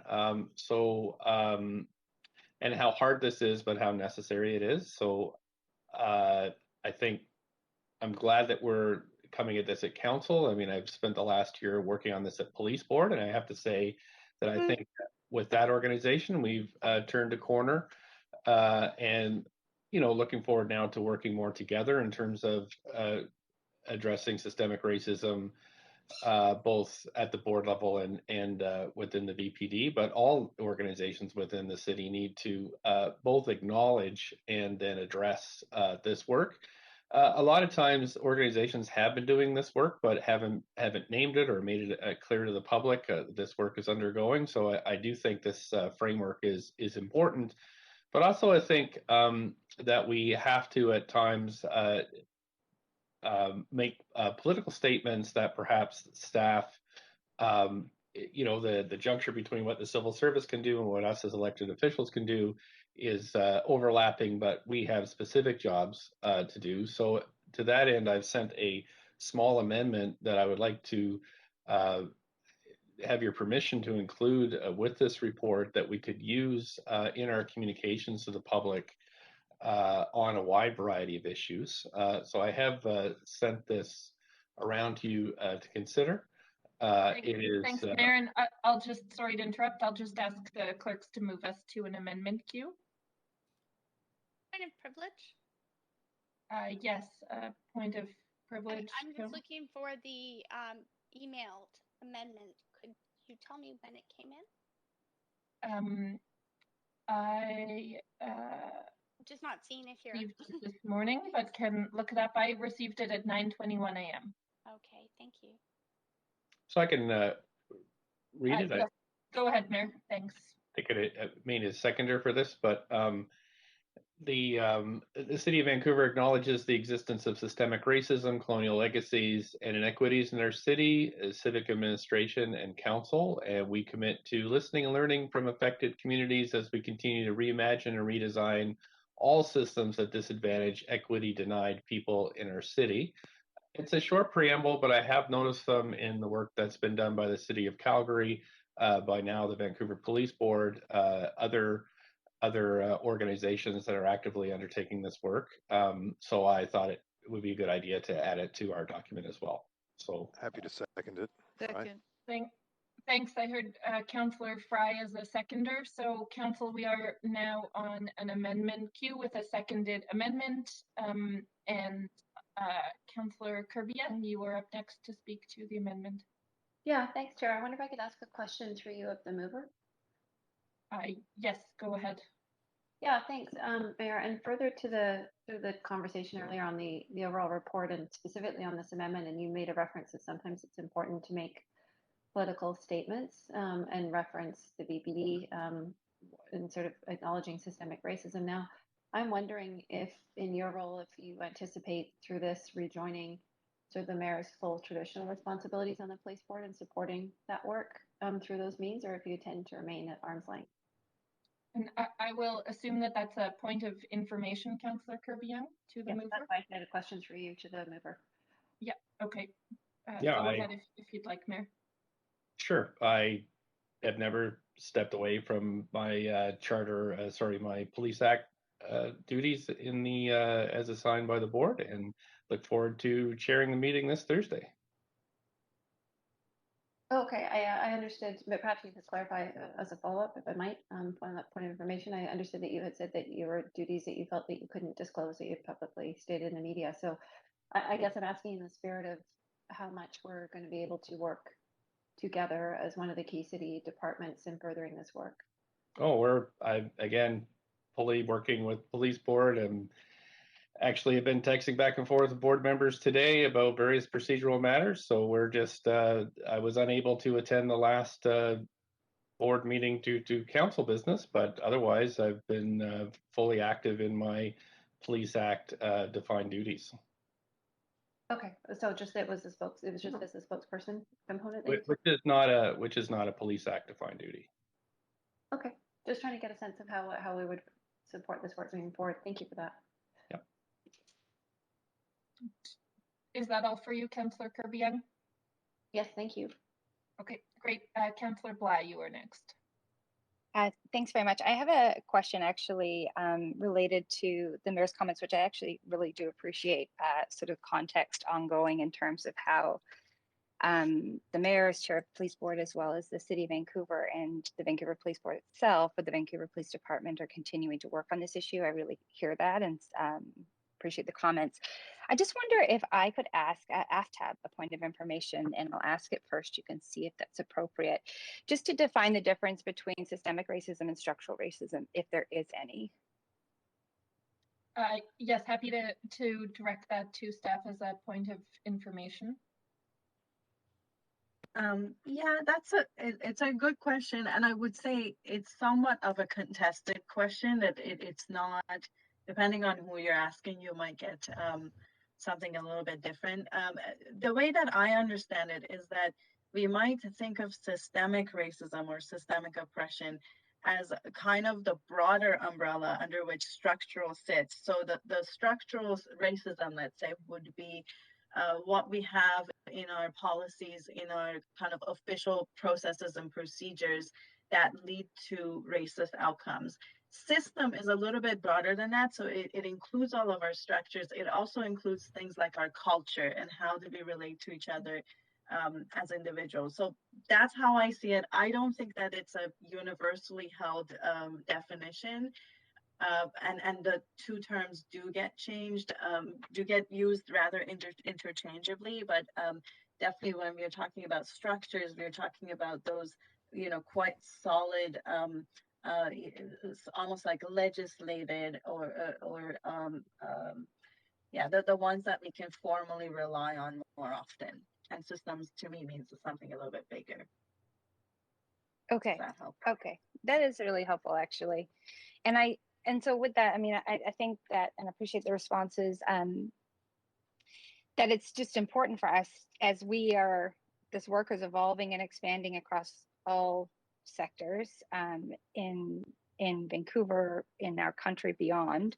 I think it's just important that we continually test assumptions around understanding our understandings, definitions, language, because it is moving quite rapidly. And so I just appreciate the information that AFTAB has provided, and we'll be supporting the recommendation, noting that there is a discerning difference between taking steps to address structural racism and then supporting this framework that is naming in this particular amendment as systemic racism, and that there's a difference. And I think it's up to us as counselors, but up to all to continue to ask questions and educate ourselves on what all these differences really mean as we move forward towards a more equitable society at the end of the day. So my hope is by supporting this, we're really taking all of the politics out of this discussion, which for me, it really doesn't belong here anyways, and just endorsing the equity framework as it is.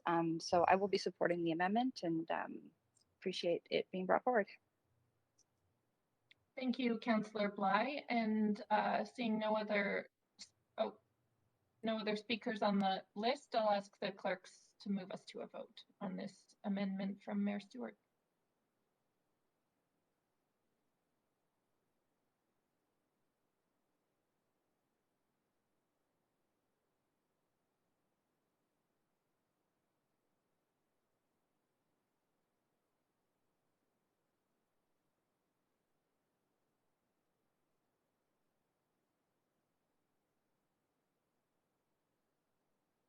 That amendment passes with none in opposition.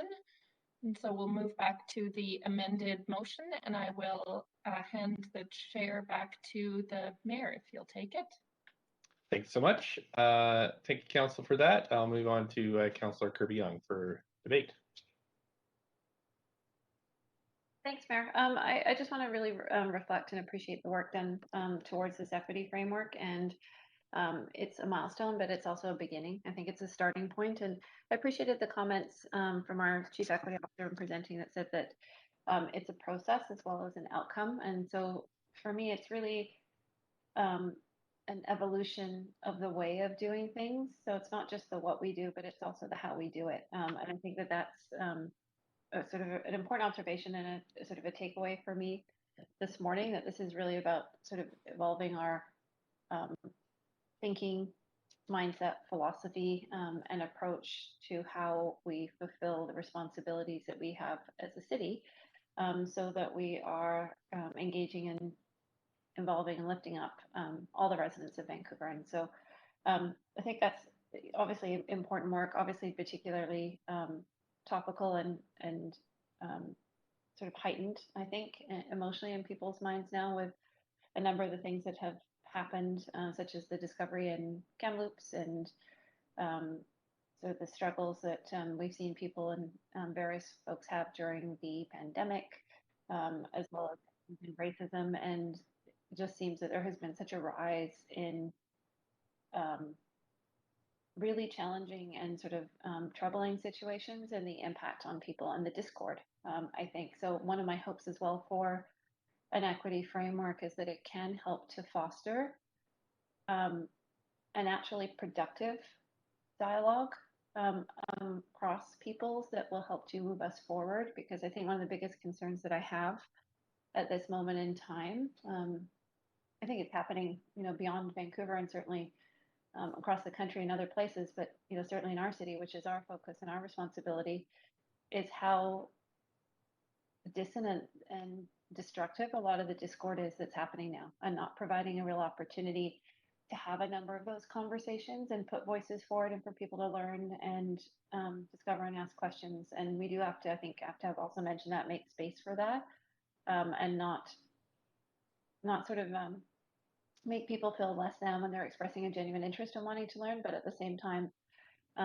being appreciative of others that have had to lift sort of the heavy burdens along the way. So I'm hopeful that providing a positive framework and some, championing of the work by council and some strong communication efforts around it, and all the city departments embedding this into their approach of how they deliver the services to our to people across the city will help to move that forward. Because I actually think that's one of the biggest challenges that is facing us today, is this level of division that is creating groups and divide and othering people, as opposed to trying to acknowledge our differences, support those differences, provide paradigms where and processes where people can flourish, but not other people either.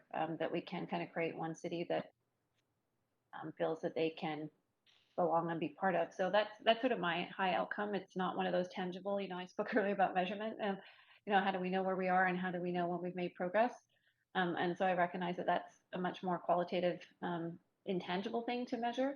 But for me, it's a really important outcome. So I'm hopeful that that's where some of this work will go. But I'm appreciative of the work and the fact that we're putting some definition and structure around this so that we can sort of progress and move forward. Thank you. Thanks so much. We've got Councillor Dominato next. Thank you, Mayor. And first off, thank you to AFTAB and team for the work and leadership around the development of this framework. I think it's incredibly important, and it is absolutely the right thing to do. And Councillor Kirby-Yung touched on this, and I asked this question previously as part of briefings, but sometimes when we're talking about frameworks, whether it be an equity framework, diversity framework, or anything else in it from a policy standpoint, it's not always evident to the public what exactly that entails and what that will mean and how that translates into action. And I think that is part of the work going forward is to show that and that this framework will, in essence, drive change in the organization, but it will be the lens that is applied in policy development, in service delivery. And I think that part of the heavy lifting will actually be translating that into action and actually showing people what that actually looks like and how they will see change. And I'm excited by this work. I was reflecting on it in the context of my past lifetime when I was working in K-12 education policy, and we were developing a strategy to prevent bullying and violence in our schools and to foster inclusion and diversity. And we were having, as Councillor Boyle talked about, some of these sticky conversations in the context of the training we were delivering for teachers around systemic racism and how that shows up in our school system, and the fact that we can't have universal strategies. Yes, everyone is entitled to an education, but we do have to have targeted strategies, particularly for certain populations and students in our school system. When we were talking about that in the context, as our report talks about, particularly that there are inequities faced by Indigenous, Black, and other racialized communities, and we were seeing that in our schools, and that young people were not feeling as safe or included, including not only Indigenous students, but also our 2S LGBTQ plus students. And so what were the steps that we needed to take to address that? And then the other piece I was reflecting on as part of the conversation, and recognizing it's in a different sector, but is healthcare. And I was meeting with a friend recently who is of South Asian descent, and asking about why they've been focusing increasingly on their health, and through that conversation learned about the higher risk that this person faces for heart disease and is predisposed to, and so it got to me thinking about how, the healthcare system, of course, this person's entitled to equal care and health, but within the healthcare system, we have to consider there are inequities and barriers that certain populations are going to face. And so we need to actually have tailored and targeted strategies to respond. And we've endorsed some measures through other motions at this council around collection of information through VCH to help inform policy, recognizing that there are particular groups and individuals who may be at higher risks. And so how do we ensure that we're addressing those inequities? So I just use that as an example because it's very tangible for me, and I think that will also help the public understand why we're doing this work and why it's so important, particularly in the day and age that we find ourselves, and really recognizing the inequities within our systems. And so I'm happy to support the work in the framework today, and very much appreciate that the work has gone into it, and the really careful articulation of both the challenges and the opportunities. So thank you. Thank you. Councillor Carr, up to 5. Yes, thank you. I also want to start by thanking so much AFTAB and the whole team, everyone involved in preparing this report, and just it's just a sincere thanks for this incredible work. It's been a long task, and it's just the beginning. of a journey requiring us all to be involved in the change necessary. We are a city of diversity, and I think all of us understand and know that. Over 50% of the people in Vancouver have English as a second language. We are a city of immigrants. My own family, I'm first generation. My parents were immigrants, and I grew up in East Van, where it was a neighborhood of immigrants. I have been deeply disturbed by the increase in racism that is not just happening in the city of Vancouver, but globally, and especially we've seen in the United States more recently over the past number of years. I was deeply distraught by incidents of racism that have been on the increase during the COVID pandemic. The racist language and attacks, for example, on members of the Chinese community within this city. It's shocking for me, it's frightening for me, and it is absolutely unacceptable and demands our leadership in creating change. So change starts with accepting and understanding and acknowledging that a problem exists. I thank the mayor for his amendment that does that. It will be a journey, I believe, an incredibly significant, essential, and actually exciting journey for all of us. And so, again, thank you to all the staff who have really laid clear a path for us as we move forward into the kind of city that I've always believed Vancouver is, an accepting, welcoming, warm, and diverse city. Thank you, Councillor Carr. That's it for speakers to this item, so I can have the clerks move this to a vote to the amended report.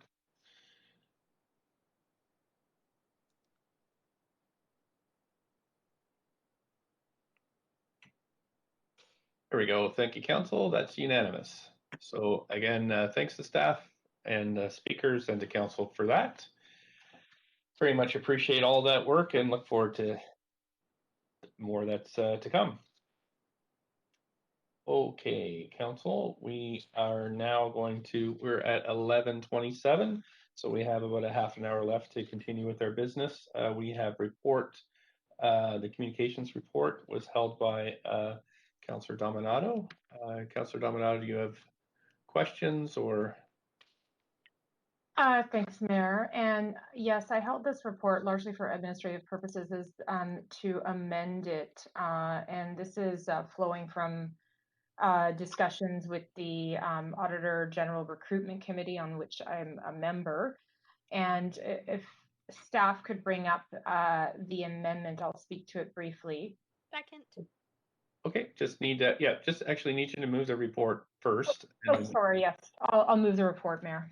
Okay, and we have a seconder, Councillor DeGenova. Okay, thanks. So now we're on a queue for the Councillor Dominato, so you have up to 5 minutes. Also second the amendment, Mayor. Thanks. Okay. Yes, and thank you, Mayor. I'm just waiting for staff to bring it up. And this is just simply, it's a scheduling change, and it's that Council changed the Auditor General Recruitment Committee meeting from its scheduled date of July 26, 2021 to July 22nd, 2021 at 8:30 a.m. And that is to permit the Recruitment Committee to meet with respect to the Auditor General Recruitment in advance of a special committee meeting of Council, which is scheduled for, I believe, next Monday morning, July 26th. And so it's just staggering. We need to meet prior to that special Council meeting. And I believe the clerks have got that held in Council's schedule for next Monday. Okay, thanks. Anybody else want to speak to this? Okay, so I'll move this to a vote queue on this amendment to the report.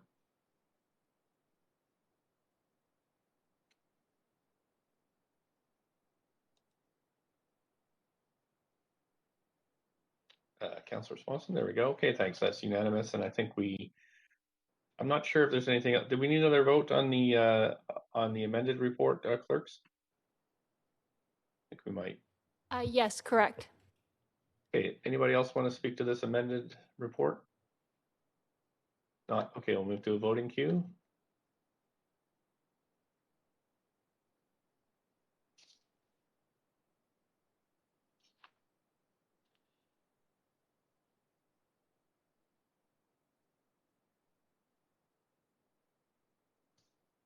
Thanks so much. That's passed unanimously. Thank you, clerks. I think we're on to bylaws now. Is that right? Correct. Okay, great. So council, we've got 38 bylaws in the agenda. Bylaws 37 and 40 have been withdrawn. So council members who are not present for the meeting related to public hearing must confirm that they have reviewed the proceedings in the meetings if they wish to vote on the enactment bylaw. So I'm just going to go through this list and just ask you if you have reviewed the information and if you will be voting. Bylaws 1, 3, and 4 are from the public hearing of July 6th. Council Dejanova, you are absent. Have you reviewed the proceedings and will you be voting on the enactments? This was the July 6th meeting, Mayor? July 6th, bylaws 1, 3, and 4. I would just like to note a correction. I was not absent, Mayor. You would not let me vote on the first item, and I was not called. So I listened, but I was afraid to participate otherwise. So I wasn't in attendance. I was listening to the whole thing, and I will be voting, yes. Okay, great, thanks. Bylaw 15 is from the public hearing of July 9th and 11th. Councillor Fry was absent. Councillor Fry, have you reviewed the proceedings? Will you be voting? Sorry, Mayor, I haven't and I won't. Okay, thanks. Bylaws 19, 20, and 21 are from the public hearing of July 13th. I was absent. I've reviewed and I will be voting. Anybody wish to hold? I have folks on the list. Councillor Dominato, do you wish to hold any of these for bylaws for debate, separate vote, or conflict? No, Mayor, that was a carryover holdover from prior. Okay. Thanks. Sorry. Councillor Swanson? I'd like to hold 16, 26, 27, 28, 29, 32, 33, 36, 38, and 39. You're going to have to go a little slower because we have to have separate votes on all these. So you can hold them all as a batch if you want. I'll just vote against them. I just want to be consistent. Okay, thanks. Clerks, can we have 2 batches of consent? Or do we have to go through each one individually? Sorry. 2 batches is fine. Okay, thanks. So Councillor Swanson, if you could just name your numbers again so I can mark them. 16. Okay. 26, 27, 28, 29. Okay. 32, 33. Okay. 36. Okay. 38 and 39. Okay. So we'll have the first vote. I don't see anybody else on the queue. So we need a motion. Thank you. And I'm just going to read out the numbers for the first vote, which are. I'll second that, Mayor. Okay, thank you. A second, bylaw 1 to 15. 1, 2, 3, 4, 5, 6, 7, 8, 9, 10, 11, 12, 13, 14, 15, 17, 18, 19, 20, 21, 22, 23, 24, 25, 30, 31, 34, 35. That's on the first bit. So I think we can do yays and nays. All in favor say yay. Yay. Yay. Opposed say nay. I don't hear any nays, so that's passed. Thank you very much. The second group of bylaws is 16, 26, 27, 28, 29, 32, 33, 36, 38, 39. Can I have a mover for those? Councillor Dejanova. Thank you. Second, Councillor Bly. I heard Councillor Bly second. Thank you very much. All in favor. We're actually going to have a recorded vote on this one. So I'll ask the clerks to cue the recorded votes. And we're just going to wait. I think we had to clear the last vote first. Councillors, you can just hold on here. There we go. Okay, now we're ready to vote.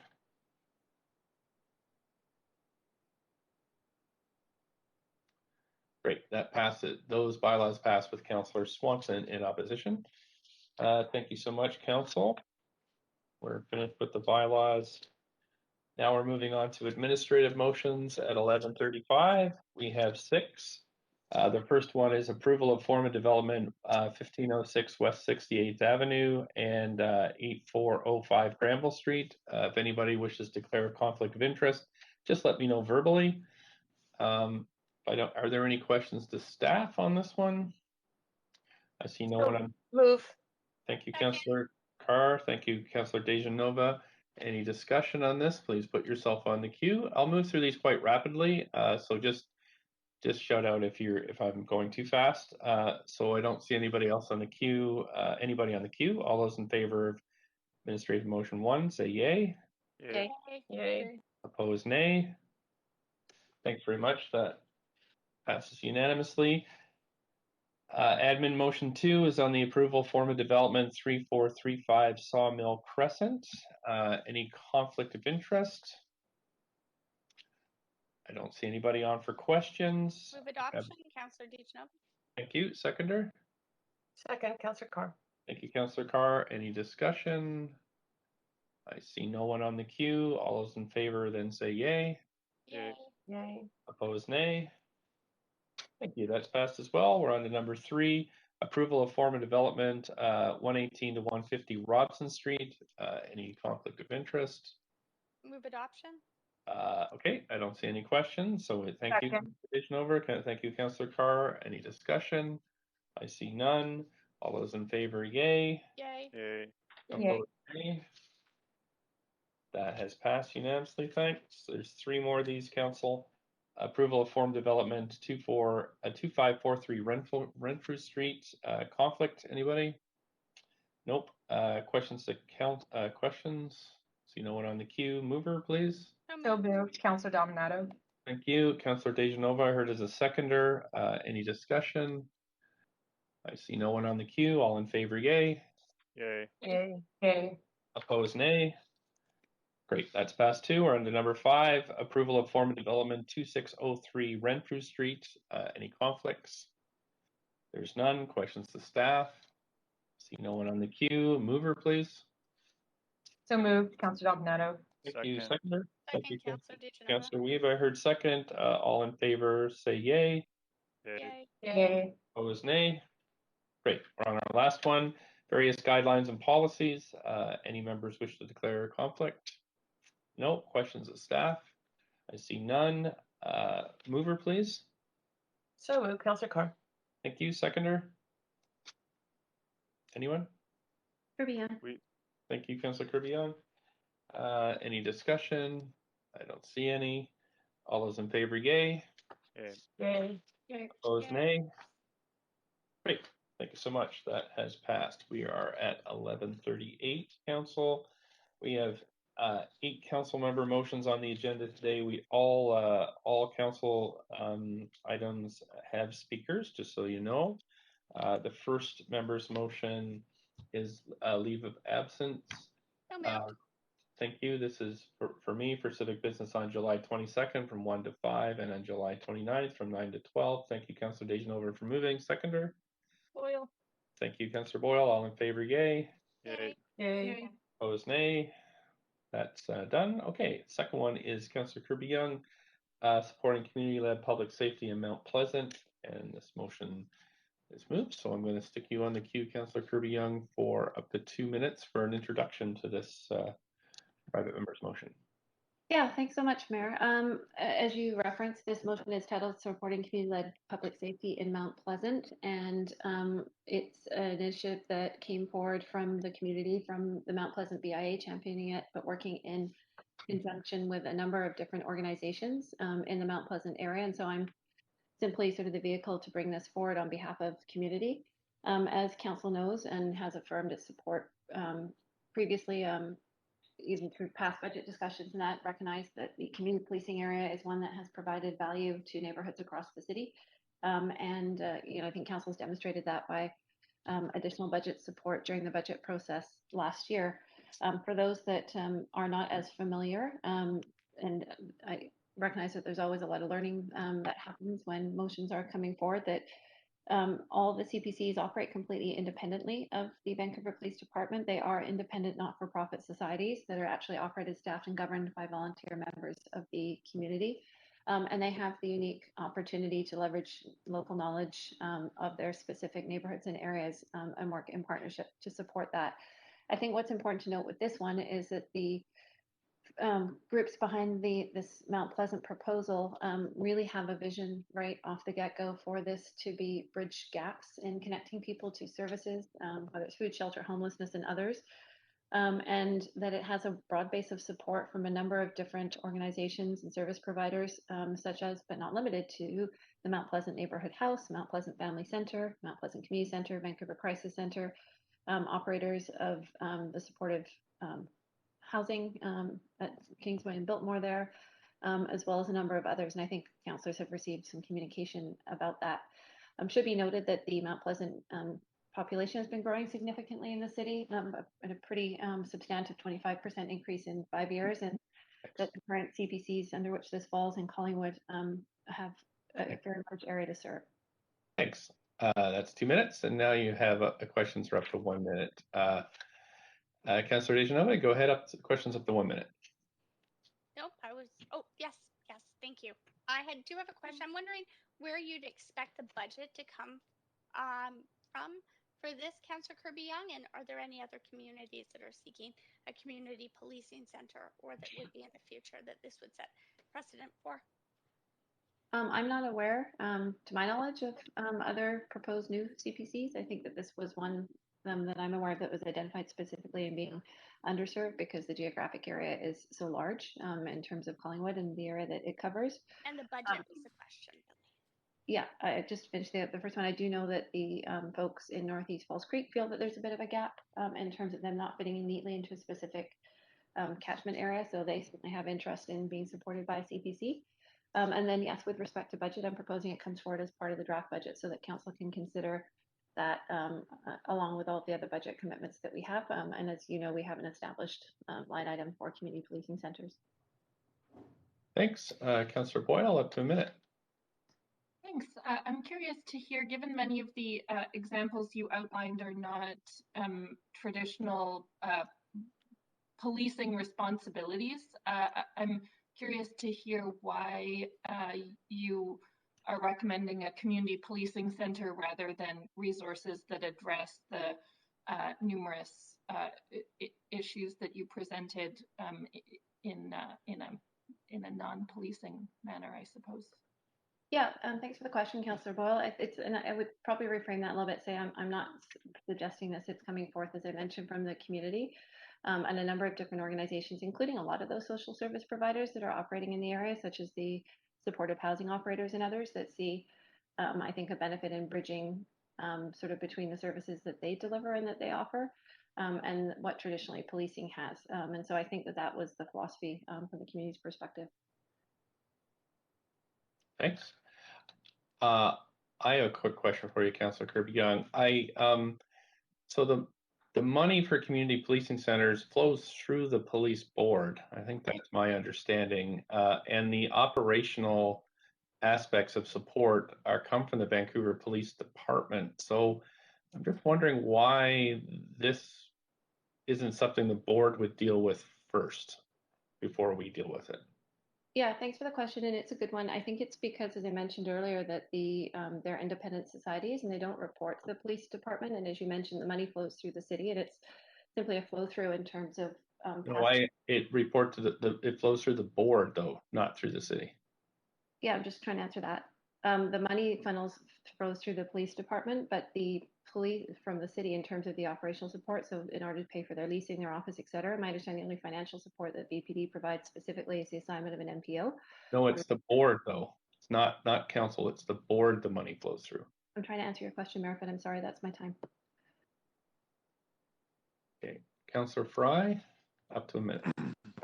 Yeah, just a little bit of a follow-up on the question of funding. I do recall from the 2020 budget, there was an allocation within the police budget for increasing community policing centers, and then other times it's been a separate line item. Do you know could you elaborate on how the budget works?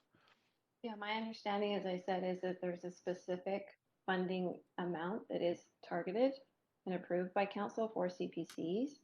And as referenced, and I appreciate the question, Councillor Fry, it then is provided as part of the overall VPD budget envelope, but the VPD disseminates the agreed upon amounts to the community policing centers. Okay. Does that make sense? Somewhat, but I think this is probably something that will be part of a robust debated budget. Thanks so much. That's it for questions, Councillor Kirby-Yung. We have a seconder for this motion. Second, Councillor Dominato. Okay, thanks. And we do have speakers here tomorrow. So would someone like to move a motion to... Speakers, Councillor DiGenova. Thank you. Seconder? Anybody? Second, Councillor Carr. Thank you, Councillor Carr. All those in favor say yay. Yay. Opposed say nay. Great. Okay, that's moved to the standing committee tomorrow, which starts at 9:30 a.m. Second, we're at 11:46.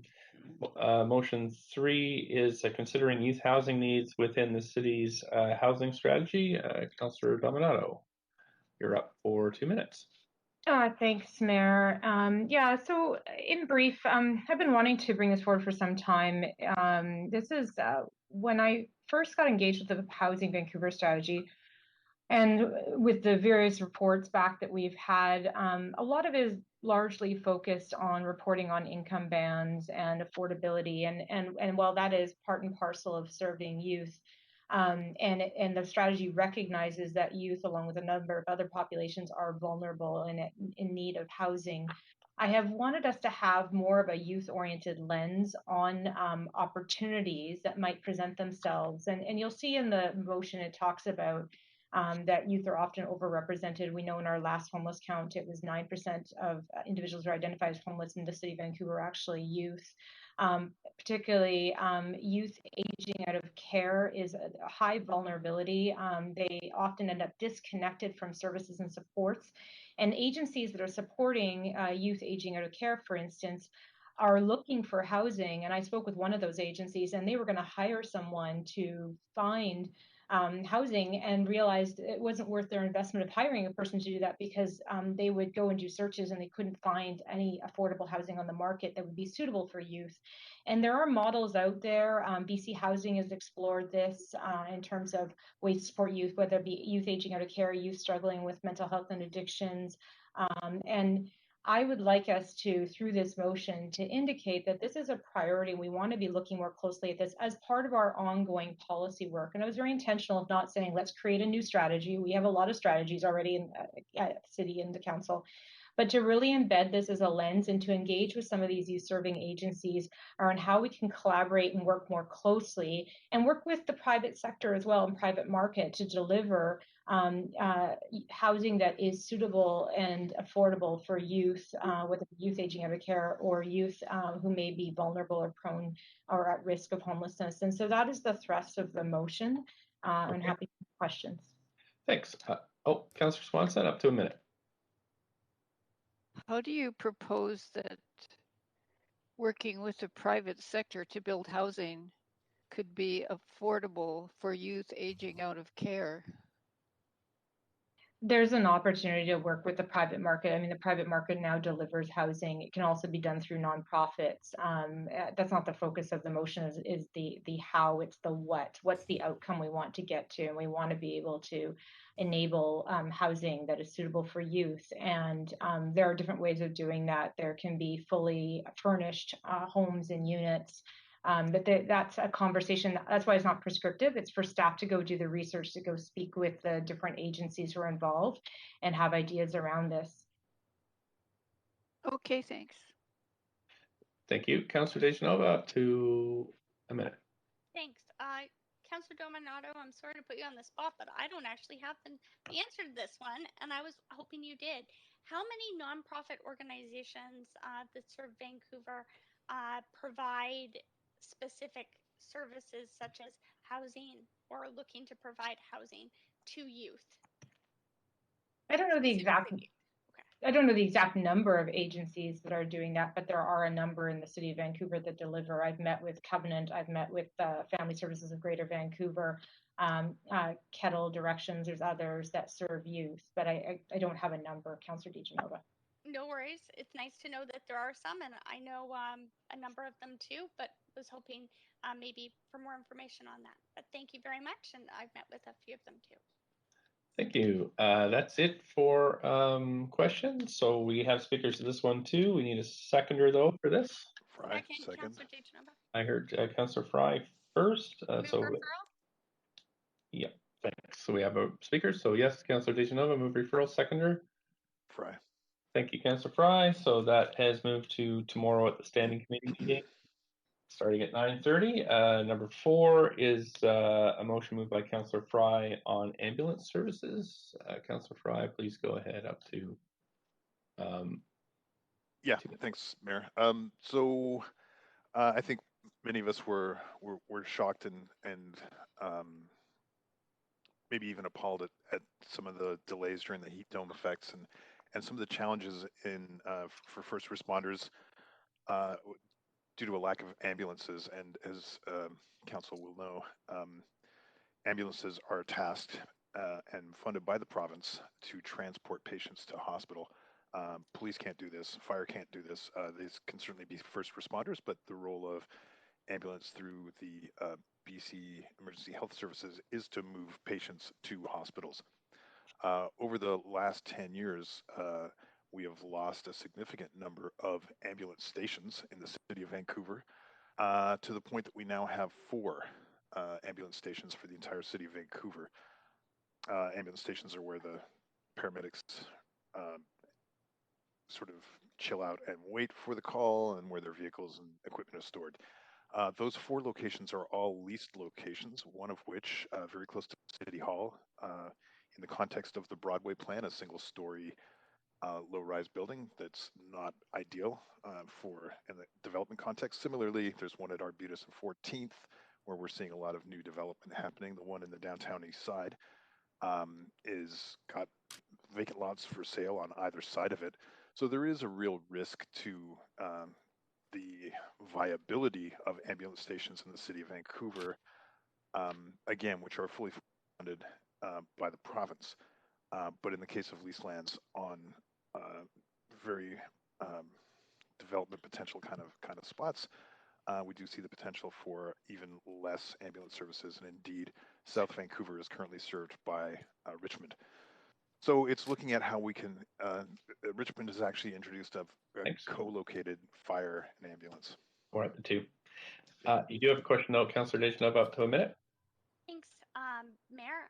Councillor Fry, I'm wondering if you have spoken with and if your motion, including both parts of the resolution, all of A and B, have been endorsed by the Ambulance Paramedics of BC, also known as QP 873.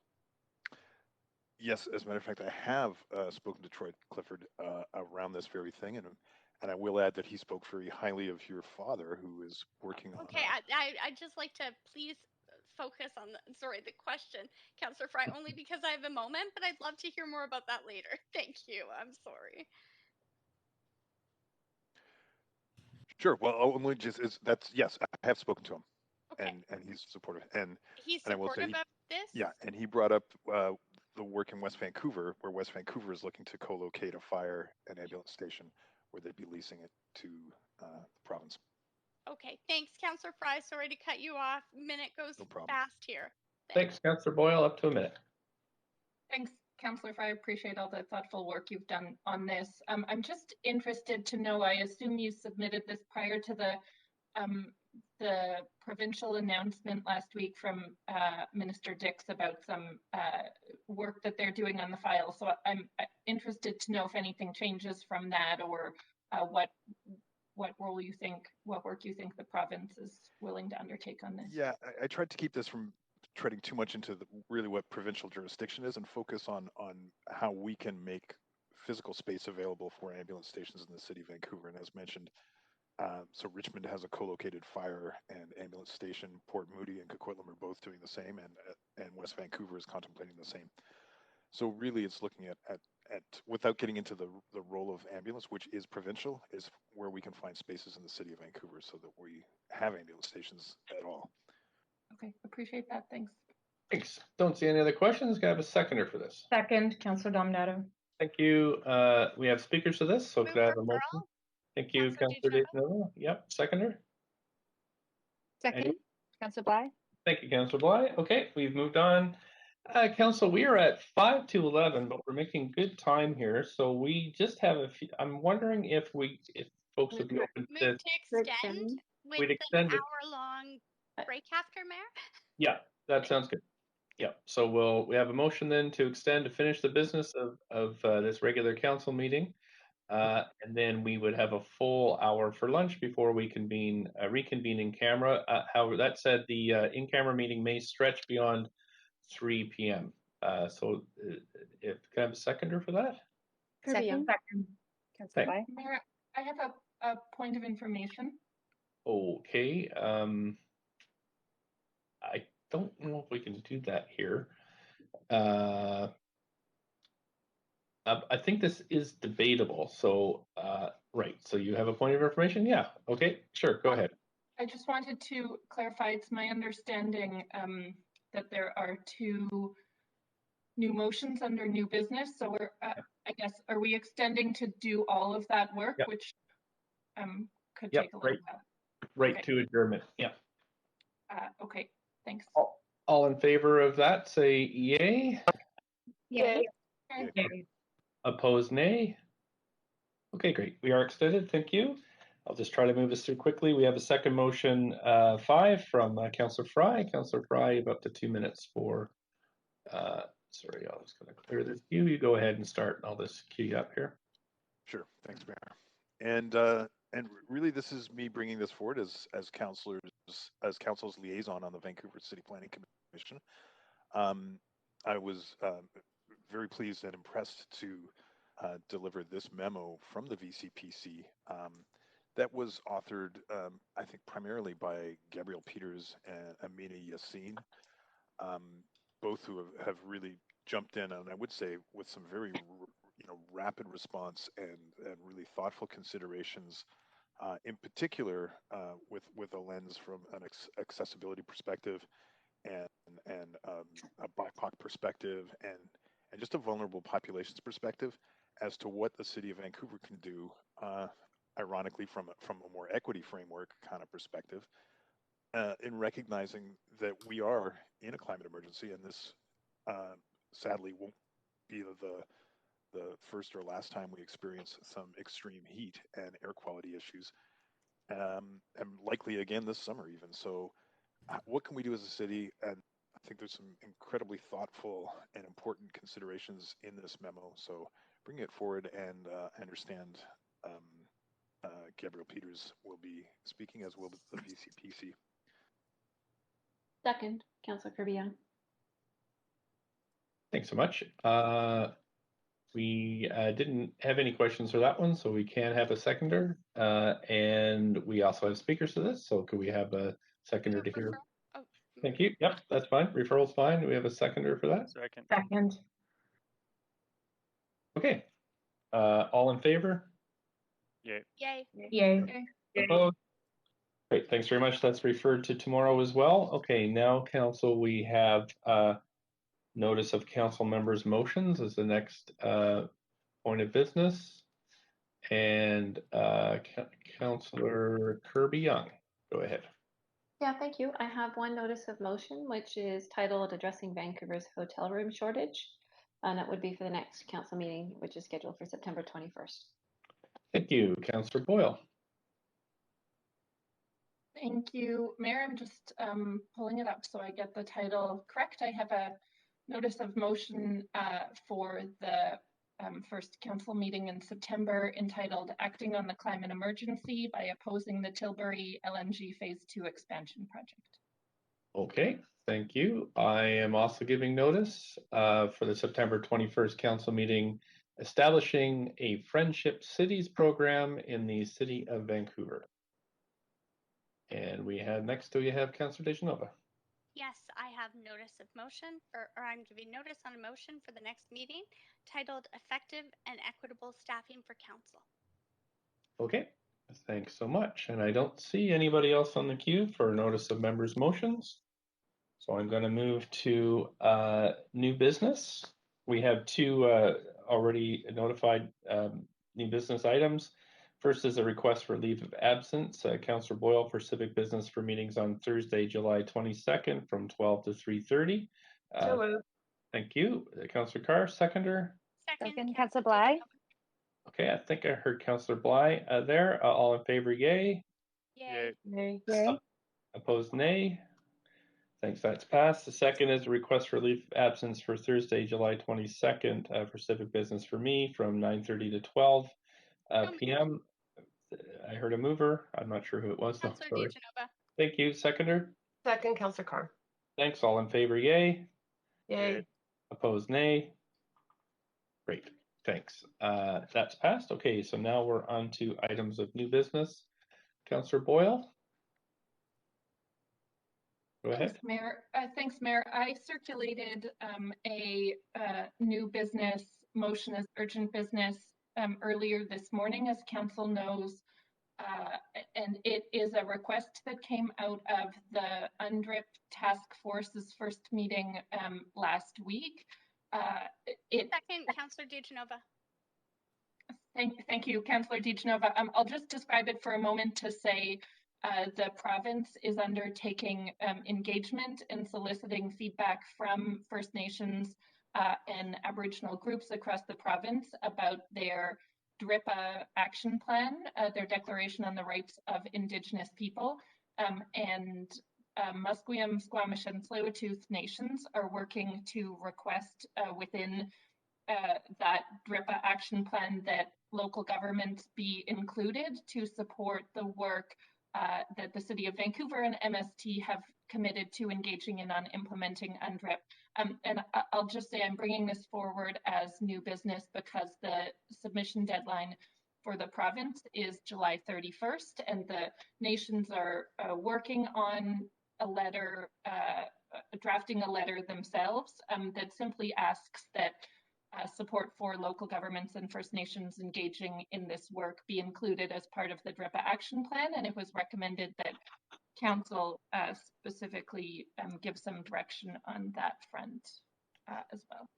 Okay, thank you. Councillor DiGenova. I just wanted to speak in support of this motion and Okay. thank Councillor Boyle for moving this forward. I, being a member of the UNDRIP committee, wanted to lend my voice to support for this. In hearing very clearly from MST that this was needed to move things forward. I also just want to remind Council that we have a very short time frame to work together with committee members, as well as the technical committee that I assume will be meeting separately, but also will be listening in and joining some of the other meetings. And I know that we need to move forward quickly with this. If we don't, I'm concerned that we won't get any work done. And I think that, you know, even just at this point, as we move forward right now, I wonder if we may even need more meetings moving forward. But that's not an issue I'm going to raise at the moment. But the funding that is outlined in Councillor Boyle's motion isn't just something that she is requesting. It is something that the entire committee has requested and discussed at length. So I just wanted to note that for Council, and it's the reason I will be supporting it. Thank you. Thank you. Councillor Carr, up to 5. Yes, thanks, Mayor. I just want to also, as a member representing Council on the UNDRIP Task Force Steering Committee, that this was discussed at our first meeting, which was our only meeting to date, and certainly there was a request. I can confirm that the request was verbal, that the city support the letter that is going from the our three host nations. And that letter is really focused on strengthening the role of municipalities in in BC's DRIPA action plan, including more support and resources. And so I think it's a very smart move for us to support. I didn't hear anyone speak in opposition to it. It seemed to be a unanimously supported decision, including a number of staff who were there. So happy that this is being brought forward by the co-chair, Councillor Boyle. Thank you, Councillor. Thanks, Councillor Kirby-Yung. Up to 5 for debate. Yeah, thanks. I actually have an amendment to propose. If you'd like to move us to an amendment queue. Okay, we need a seconder first to move over. So An email to council. okay, I'm just looking here. Perhaps the clerks can. It was just sent because we're moving quite quickly. Yeah. Okay. I'm happy to second, Mayor. Okay, thanks very much. So we're on the queue here now. Amendment queue. Did you want to talk more to this, Councillor Kirby-Yung? Yeah, thank you. Okay. Yeah, simple amendment, just sort of consistent with council protocol that typically when council is endorsing or making a decision, it becomes sort of a statement or a position of the body of council. And so in following protocol, just simple amendments to be consistent with that protocol and signal all of council's support for this effort. And so it changes the language to, and you can see in bold there, the additional new language that council requests the mayor. And it says further to a motion from the UNDRIP task force. That further to a motion should be bolded. My apologies. To write a letter expressing support and replacing the co-chair writing the letter, but so that it has the full weight of the city and council's support behind it, and in support of the motion that was taken by the UNDRIP task force. Okay, thank you. Councillor Dejanova? I appreciate what Councillor Kirby-Yung is trying to do here and to keep processes in line, although this is a committee that is co-chaired by a member of MST and Councillor Boyle. And Councillor Boyle did the heavy lifting here and wrote this motion, worked with them to I would assume take in not only their feedback and how she's drafted this. I know that they have seen this and they're supportive of it, as she has said. But because she has done that work, I do think that it is appropriate, considering the circumstance, that this isn't on behalf of council, technically. It also involves the UNDRIP task force that she is named in the letter and has the ability to write that letter. So for that reason, I'm not able to support the amendment at this time. Thank you. Councillor Boyle?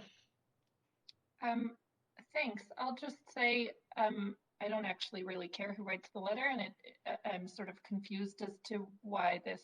I mean, I'm just indifferent to who writes this letter. The point isn't that, and had, as Councillor Dejanova just mentioned, drafted this pretty last minute in conversation with the both the task force and the other co-chair, and assumed that it coming from me as co-chair of that task force sort of brought the voice of the task force as support, which is who council has delegated to lead this work. So again, it really feels like a insignificant change either way, but wanted to explain that this really wasn't about centering myself in any way, just that that's where the direction was coming from. Thanks. Thanks, Councillor Carr. Great, thanks, Mayor. I just sent in an amendment, and that. Happy to second, also, Mayor. Great. Okay, thank you. So I'm sorry, I'm just trying to bring it up. I'm unfortunately it sent so fast. Okay, I'm just moving us to a queue, so go ahead, because it was seconded. Councillor Carr, go ahead to the amendment. Yeah, I'm sorry. Point of procedure, Mayor? Yes, Councillor Dejanova? I don't see the amendment in my inbox. Yeah, you know, I actually did. I'm sorry, I'm asking. I was just asking. Yeah. I didn't see it. So if It you was could tell me sent when at, it was sent. it was just sent at 12:08. So Thank you very much. I just wanted to know what I was reading. Thank you. No problem. Yeah, that's fine. Yeah, go ahead. Yes, and actually, Councillor Dejanova, I may have the same problem you have because I don't seem to be getting new inbox things. So anyway, all I did was added back in language that it would be the mayor on behalf of council and Councillor Boyle as co-chair of the City of Vancouver that would write the letter. So it would be a joint letter, and I think it has the power, therefore, of representing all of council, which I think is very important, and I appreciate that amendment by Councillor Kirby-Yung, but also recognizes that the group as a whole, and in terms of the City of Vancouver task force, also agreed to this. So that's my simple amendment. Thank you. Councillor Dejanova to the amendment I support this. I think that it has it would help to remove the dilemma if anyone felt there was one, that this wasn't going through the proper channels in coming from the mayor on behalf of council, but also acknowledging that it actually may cause confusion if Councillor Boyle is not named on here and is not a part of this letter, considering the work she has done and the work that she will be doing as co-chair of the task force. So I just wanted to voice my support for this as well. Thank you. Councillor Kirby-Yung. Yeah, thanks. Appreciate the amendment. I'm just trying to keep us consistent on procedure here, and we normally don't. I heard a lot. That's important to me in terms of transparency and procedural consistency. And I heard conflictual statements. You know, one councillor saying this isn't on behalf of council. Then I asked, why is council voting on it? I heard another councillor say, well, the work has been delegated to this committee, but the committee still has to bring recommendations and that back forward to council. We don't have other committees and task forces where we have had chairs, whether they're chairs or co-chairs, that have written letters and so on. And so we have pretty established procedures around these things. And so I'm just noting, if we're going to differ for this, then I would expect that we would do so for the other committees that we have also that are coming forward, because I'm a big fan of consistency and transparency and governance. And I think that was the spirit of this here. It wasn't about any individual or otherwise, but it just seems inconsistent on a lot of levels to me. And I think that the public appreciates it when we have that transparency. I think we have a challenge, I will say, having this motion on the floor without, although council, I think, are very familiar with the principles of this and supportive of the principle of doing the work, but without having minutes from the meeting, without having a copy of this report, without having been advised of which members from the nations were constituted on the committee, without having any information online about the UNDRIP task force or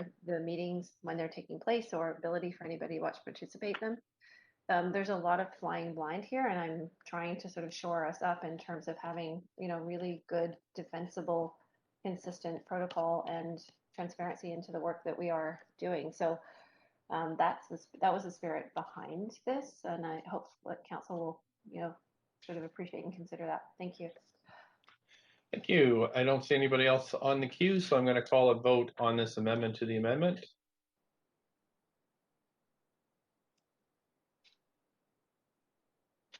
Councillors Swanson, Weave, and Kirby-Yung. Councillors Weave.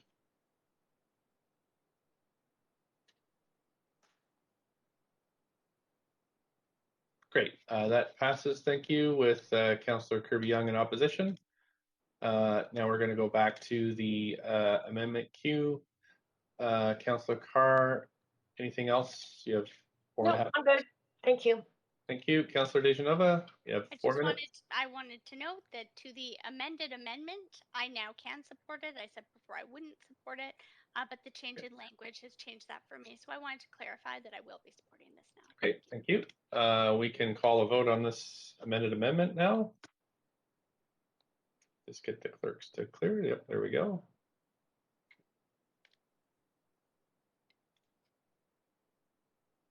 And that has passed unanimously. Thank you, Council. Councillor Kirby-Yung, anything else on this? No, thank you. Okay, thanks. So, clerks, I believe we need one more vote on this one. Just get you to clear the pass queue there. There we go. Okay, Council, this is amended amendment. Councillor Carr. Thanks, that's passed unanimously. Thank you, Council. Okay, so we'll go back to the Councillor Boyle, did you have anything else under new business? No, I do not. Just a thanks to council for supporting that urgent motion. Thank you. I also have a motion that I've circulated to council. I'm just wondering if Councillor Boyle would take over as deputy mayor while I introduce this. Yes, of course, happy to, Mayor. Thank you very much. Okay, council. So you've heard the FIFA World Cup stuff in the news. This is a motion that you would support me entering into discussions with provincial and federal governments, FIFA and host nations to further explore this. It is something that Councillor DiGenova. Okay, thank you. I'm happy to say a little more if the chair. Yes, thanks. I will, I guess, move us. Well, we're on the right queue. Please just continue. Okay, thank you.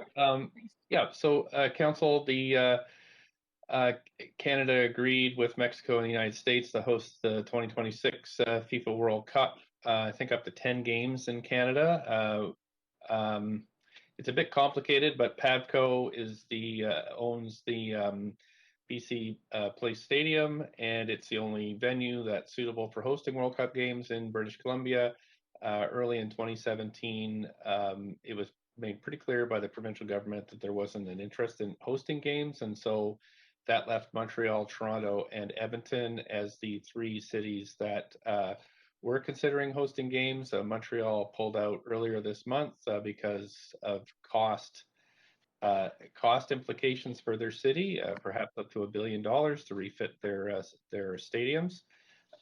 So that has the premier then raised the possibility of this coming back to Vancouver. However, there's a couple of things that are really important for us to know. Is A, the agreement would need to be signed by the city, and so that would come back through us.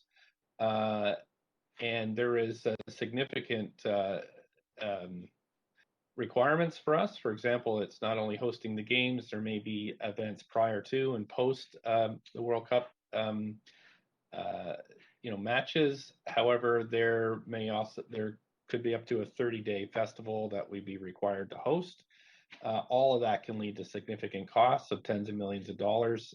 So I thought it best if this is actually a serious consideration that I actively enter into these talks to make sure that reconciliation is at the heart of any proposal that we would consider, and that we protect ourselves from what happened to us during the Olympics, where we got saddled with a bunch of costs, and really that should be borne by the provincial and federal government. So all that being said, this is not a yes, it's a we're interested, but I need support from council just so I can speak with some authority to these bodies. So happy to answer questions if you have them, but that's the whole nature of this, and it's happening very quickly, so that's why I put it under new business today.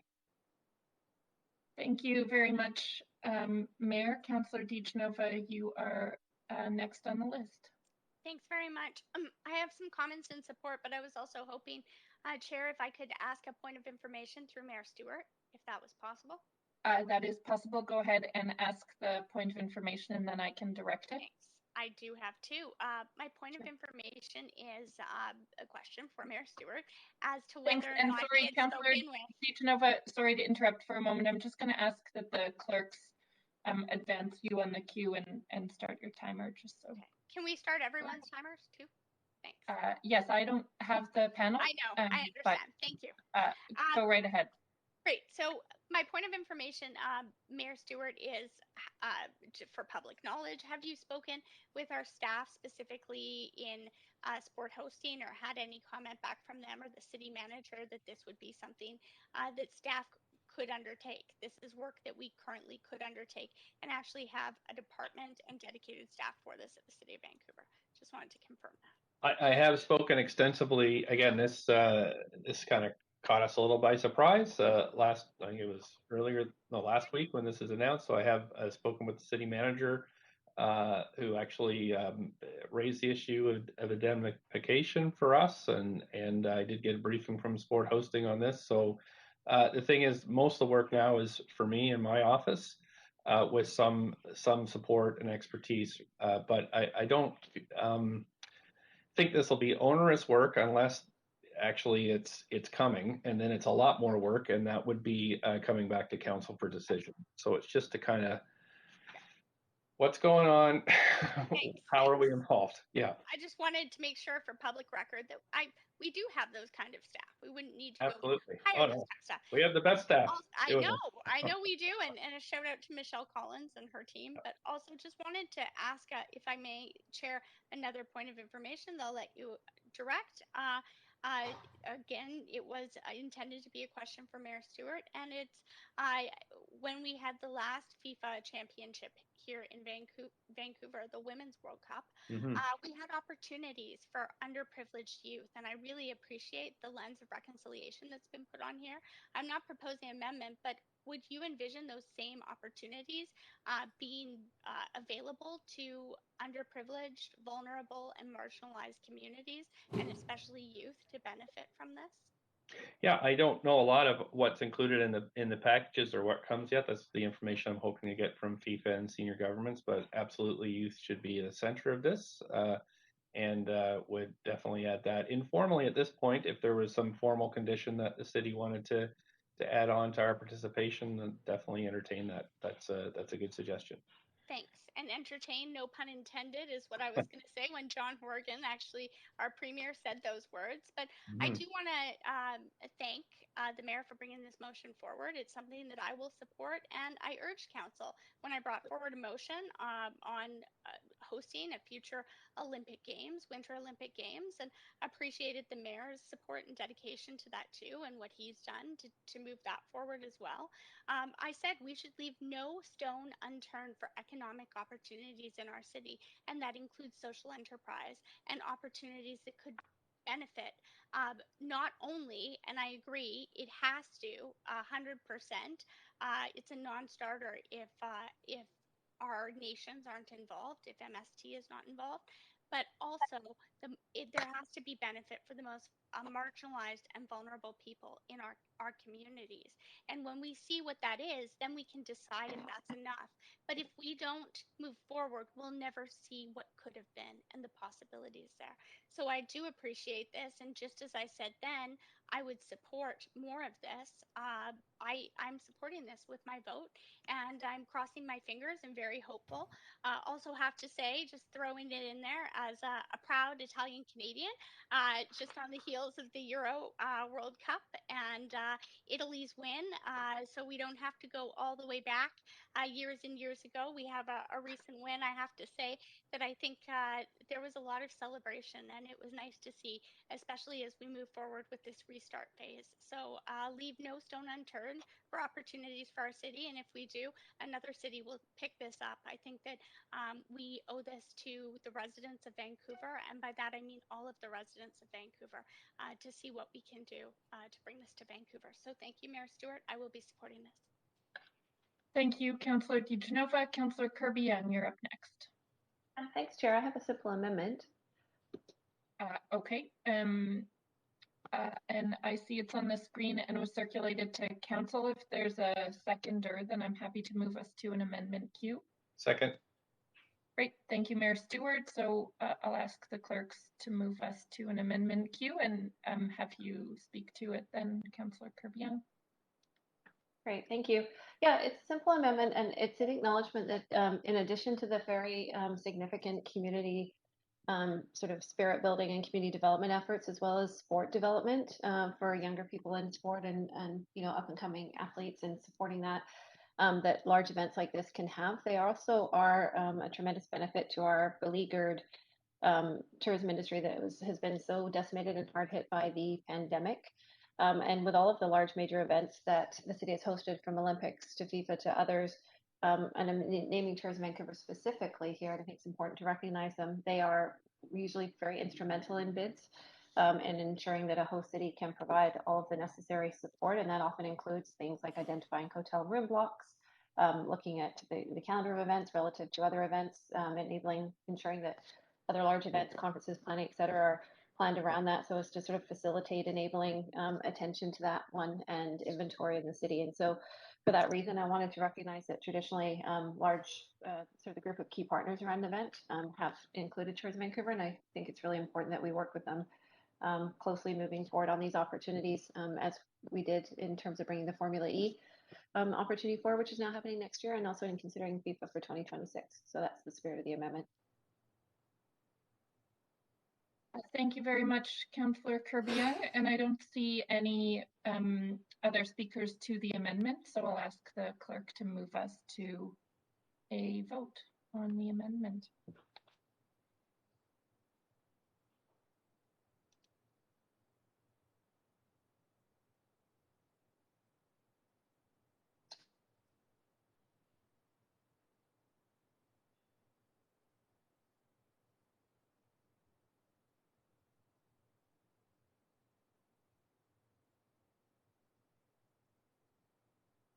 I was on mute, sorry. That passes with no councillors in opposition. So thank you for that, Council. We'll move back to the original queue. Councillor Kirby-Yung, did you have more to add? No, I'm fine, thanks, Chair. Okay, thank you. And clerks, it looks to me, I thought I remembered one other person on this queue, but it looks like there are no more councillors, so we can move to a vote on the amended motion.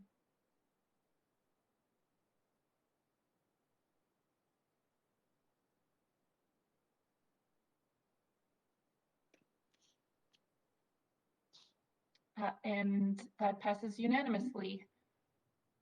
Thank you, Council, and Mayor, I'll hand the chair back to you. Thank you so much. Just looking here now, we're still under new business, so I'm just going to correct queue, which I have as the question queue. Councillor Dejanova, I think. No, that's a holdover, Mayor. Okay, thanks. Councillor Kirby-Yung under new business, up to 5. I do have one for inquiries, so should I hold that? Yeah, let's finish the new business now and then move to inquiries and other matters. Councillor Swanson? No, okay. So it looks like we're done new business, so we can go to inquiries now. Councillor Dejanova, and I just put the timer on for 5 minutes, so please go ahead. Thanks very much. This is a question. I'm not sure. I suppose you'll direct it, Mayor Stewart. I was hoping for it to be directed to the clerk or the city manager, but at a recent public hearing, although I was on the phone, I could, as I had noted in an email to the clerk, I could not have my video on at that time as the restart plan has started. My childcare situation, I can't really secure it for 18 hours some days in September. That will be different. My issue is that I was not absent. I was marked as present. I was there for roll call. I was acknowledged. And then I was not able to speak and I was not called for the vote. So I'm just wondering, I'm not pointing out that specific situation just to ask about that, but I was hoping that there could be some information that could be sent to all councillors, a memo perhaps, as to the exact procedure as to how we deal with this if someone who has been marked present is not there for the vote, because I've actually been at meetings where we've waited 10 minutes or more to call a councillor before, and I'm not saying that I'm being afforded anything different, but at a public hearing, we're in a quasi-judicial body, so I just want to make sure that we are very clear on the procedures of how we allow councillors to be absent and how they have to note that they're absent if they leave. Okay, thank you, Councillor Dejanova. I can tell you the first place we'll look at this is at the next chairs meeting, just to we can review this and see what happened and see if there's other procedures. I'm just wondering if the city manager or clerk would like to add anything here.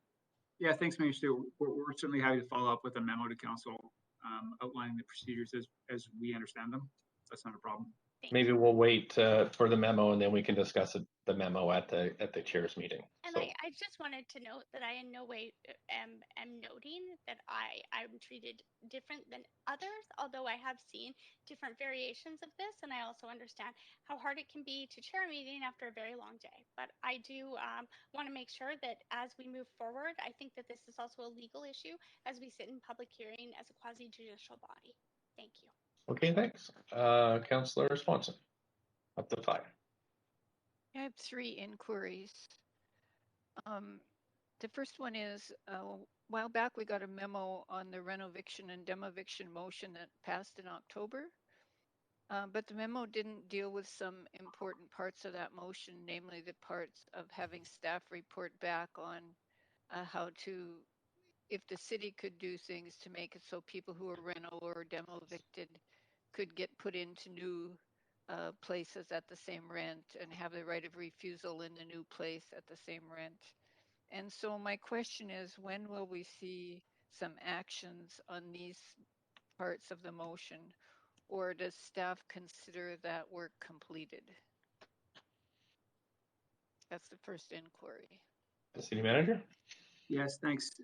So we have been, as council was apprised in the memo, the province has recently introduced new provisions in the Residential Tenancy Act that we have been working to make sure that we understand how they're going to be applied. So no, I take the point that the work as requested in the memo has not been completed, and I would concur with that. So that is a report back that council can anticipate. I don't have a specific timeline for council at this point, but I can follow up on that. Okay, thanks. The second one is, a little while ago, when council passed a motion about the process on decriminalizing poverty motion, there was an amendment that also passed asking VPD for a second report, delving deeper into the report they already gave council and providing full financial picture of how much they spend dealing with homelessness, drug use, sex work, and mental health and mental illness. So I'm wondering, has this request been made to the VPD, and is there a way of getting them to actually do that? City manager? Councillor, yes, there's beyond conveying the request, there is no additional steps that staff are able to take. Obviously, the police board, as council is aware, is independent. So that request has been made. Our understanding in the interaction that we've had with the police is that they do believe that they have responded to that request. So that's the current state. That they spent $283 last year on homelessness. Okay, the third inquiry is, so I just wanted to recognize the tragic death of Jared Lowndes, an Indigenous man who was shot in Campbell River by RCMP on July 8th. His mother, Laura Holland, has been really active in Vancouver, supporting missing and murdered women and safe spaces for sex workers. And the First Nations Leadership Council is calling for justice and a review of the RCMP action in this because of the death. So what my inquiry is, do staff have an idea of what we can do to support Jared's mother?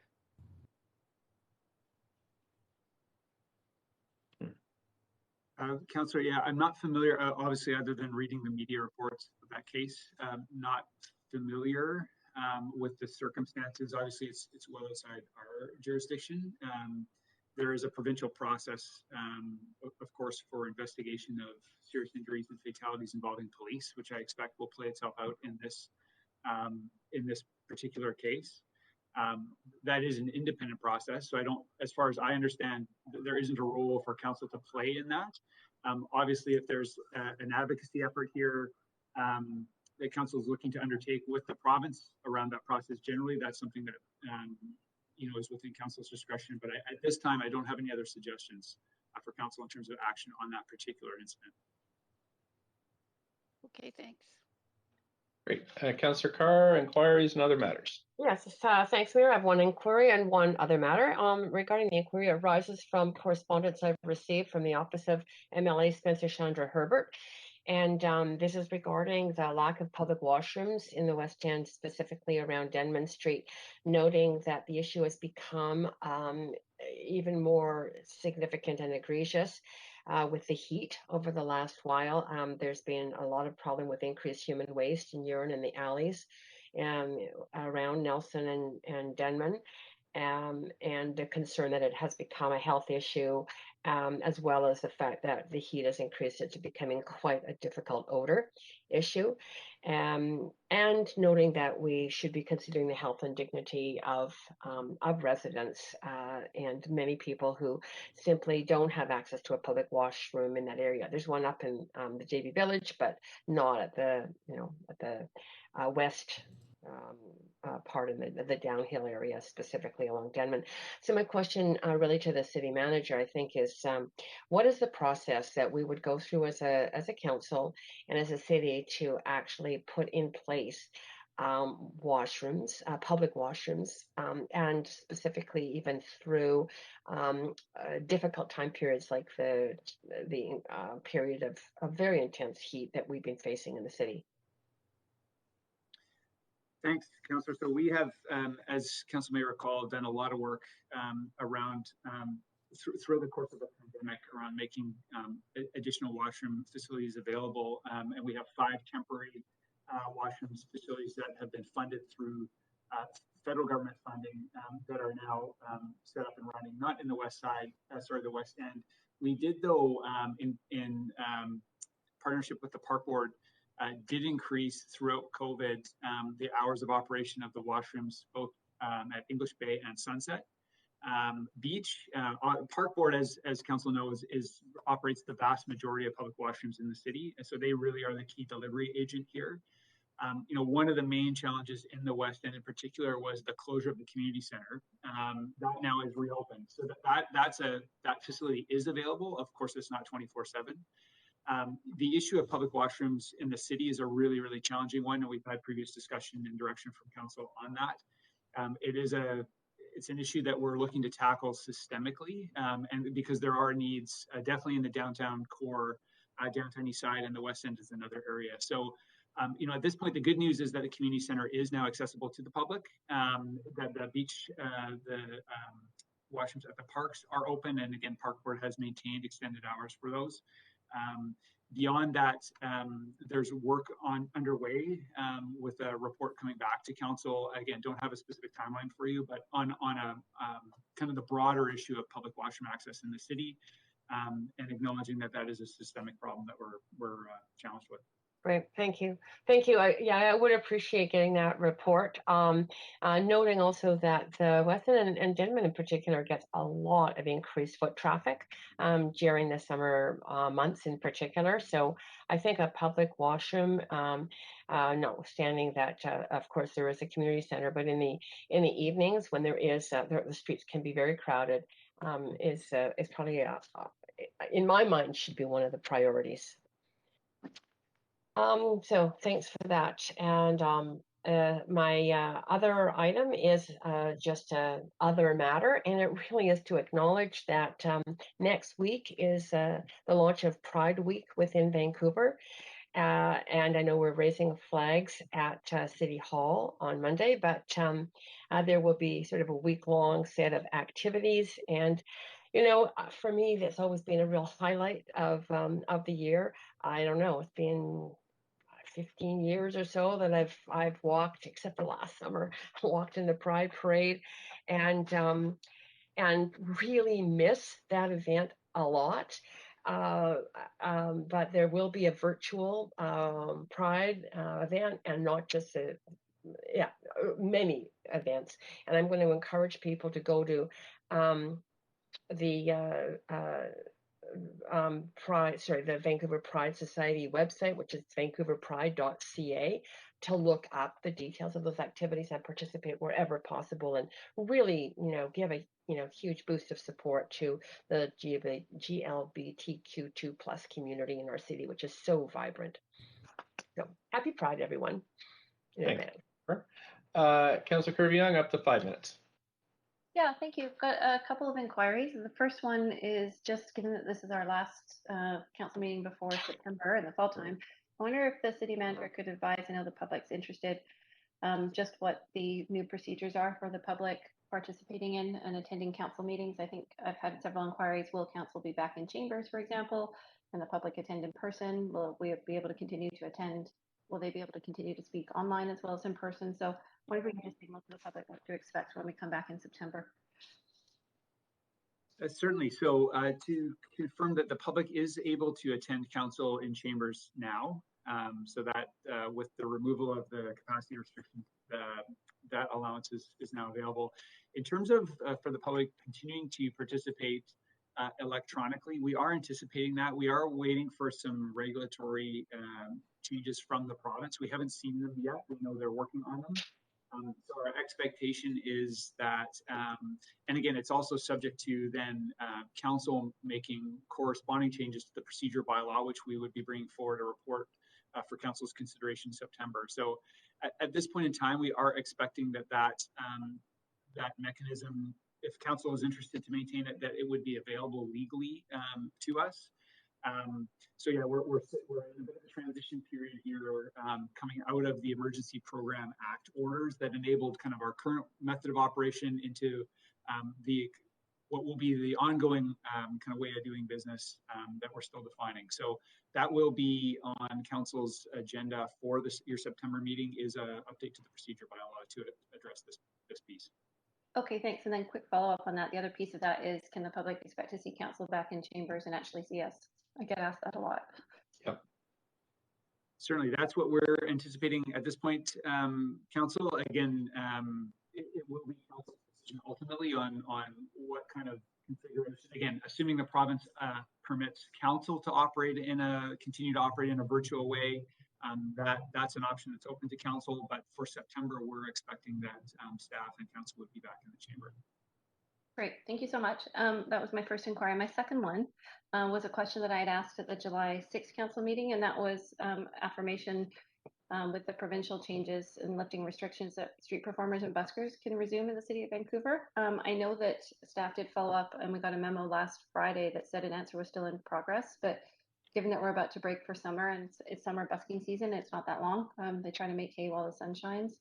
I'm getting follow-ups of people asking for confirmation that they can start moving forward their busking activities without fear of getting ticketed or approached because they're not permitted. So do we have any update on that?